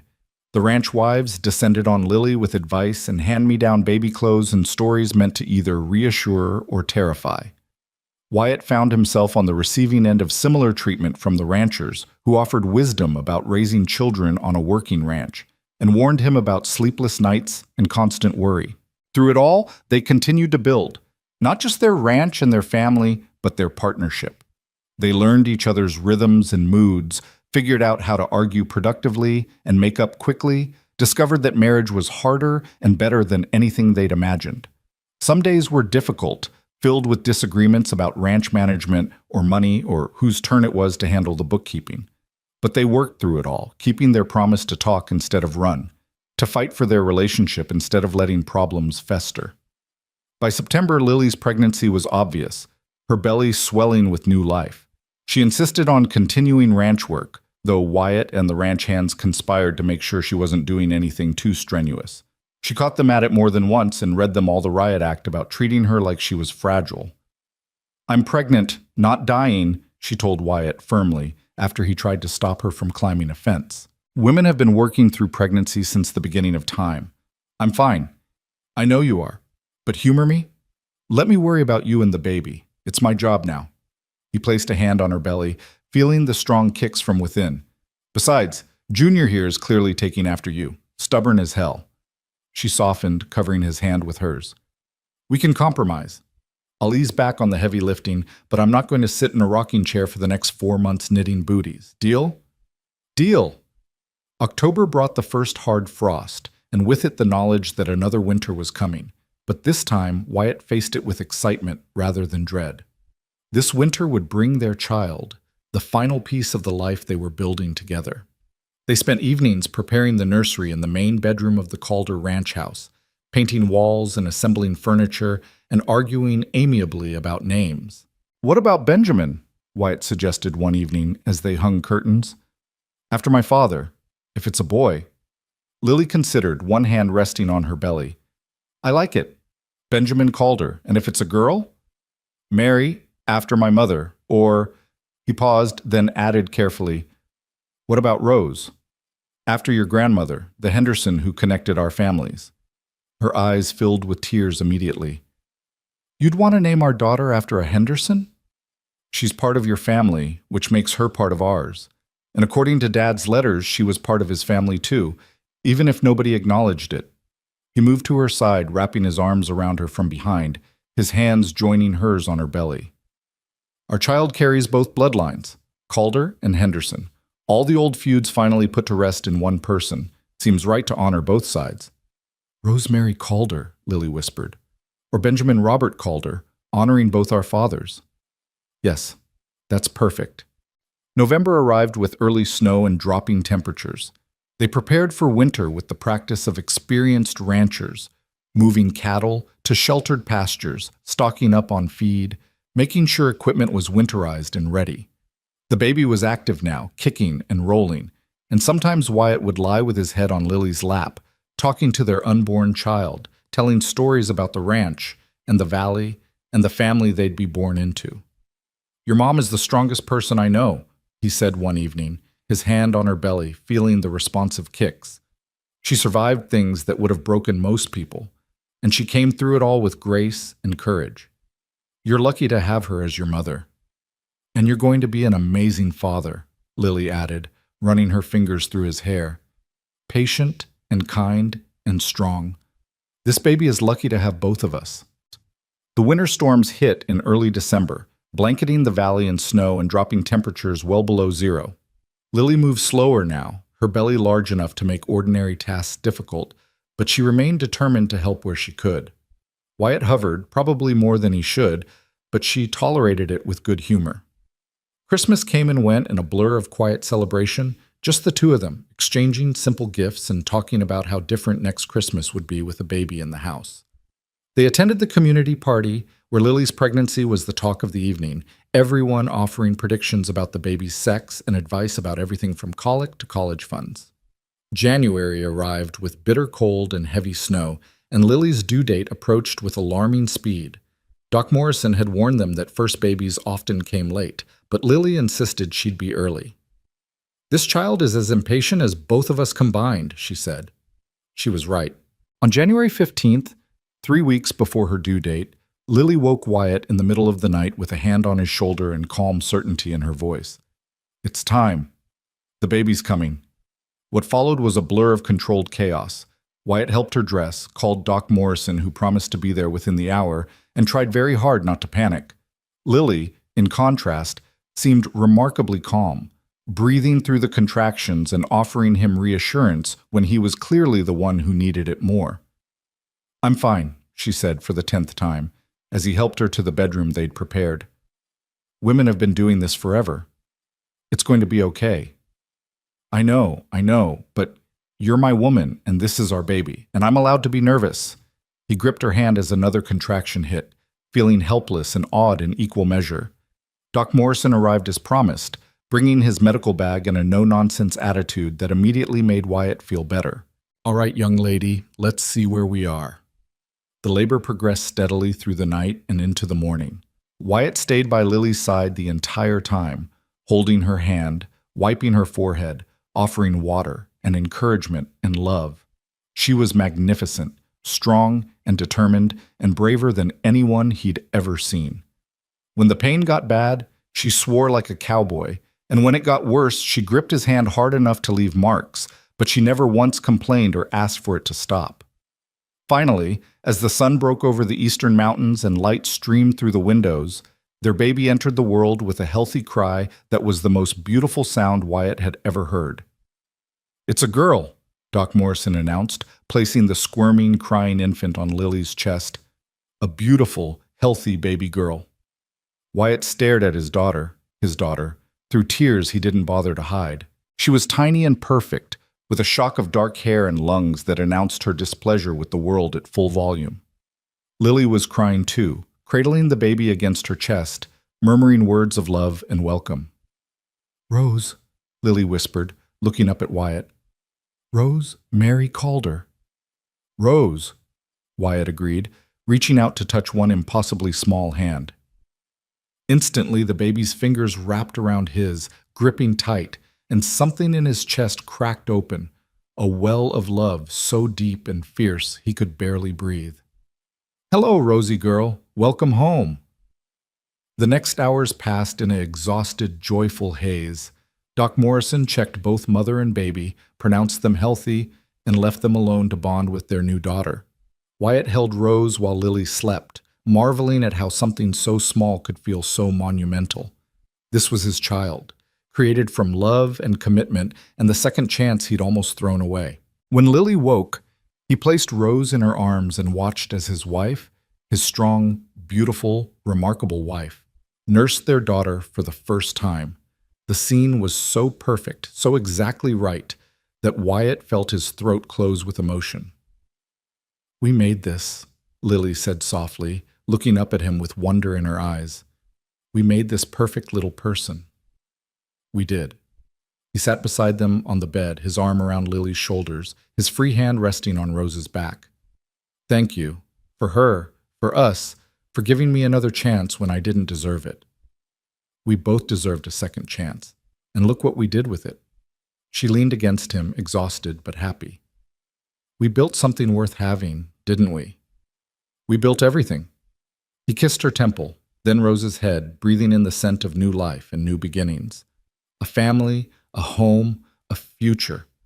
Everything I didn't know I was missing until I came back and found you again."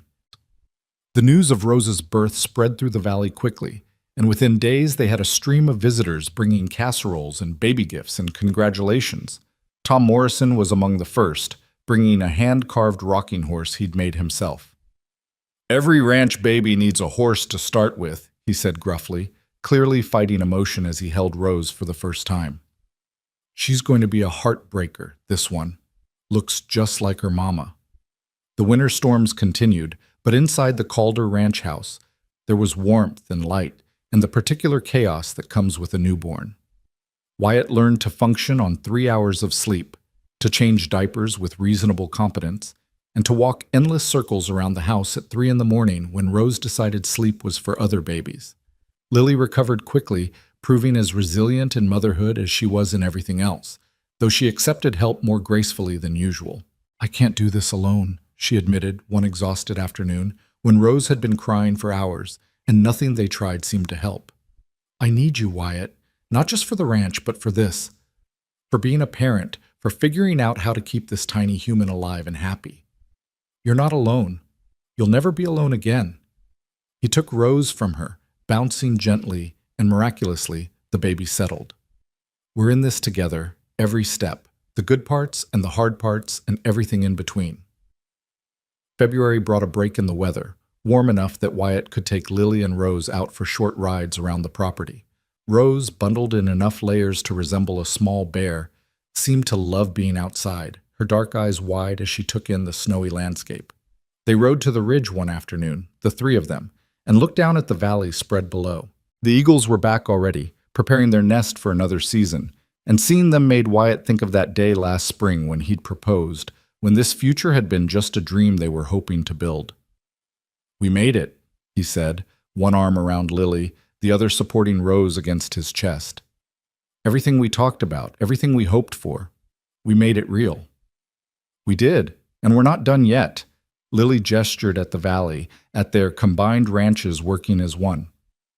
"We're going to build something that lasts, something Rose and her children and their children can be proud of. A legacy of love instead of feuds, partnership instead of stubbornness." "Eagles mate for life," Wyatt said, echoing that conversation from a year ago. "And they come back to the same nest year after year, raising their young together." "Like us." Lily turned to kiss him, careful not to jostle Rose. "My mate for life. My partner. My love above. Forever," Wyatt promised, and he meant it with every fiber of his being.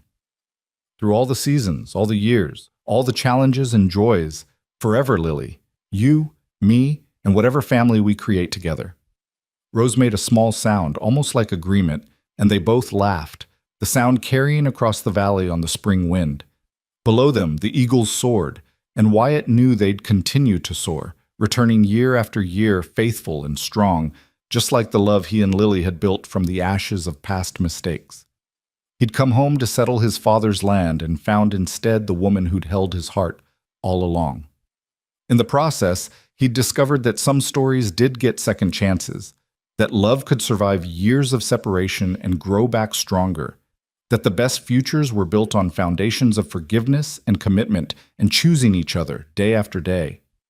The sun hung low in the sky, painting the snow-covered valley in shades of gold and pink. Rose dozed against his chest, warm and safe. Lily leaned against his side, solid and real and his. And Wyatt Calder, who'd spent 6 years running from his past, stood on that ridge overlooking home and felt nothing but gratitude for the journey that had brought him back. The valley stretched below them, eternal and beautiful, waiting for spring and new life and all the seasons to come. The eagles circled overhead, calling to each other in voices that carried promises of forever. And Wyatt held his family close, knowing with absolute certainty that he was exactly where he belonged. Home. Finally, irrevocably, completely home.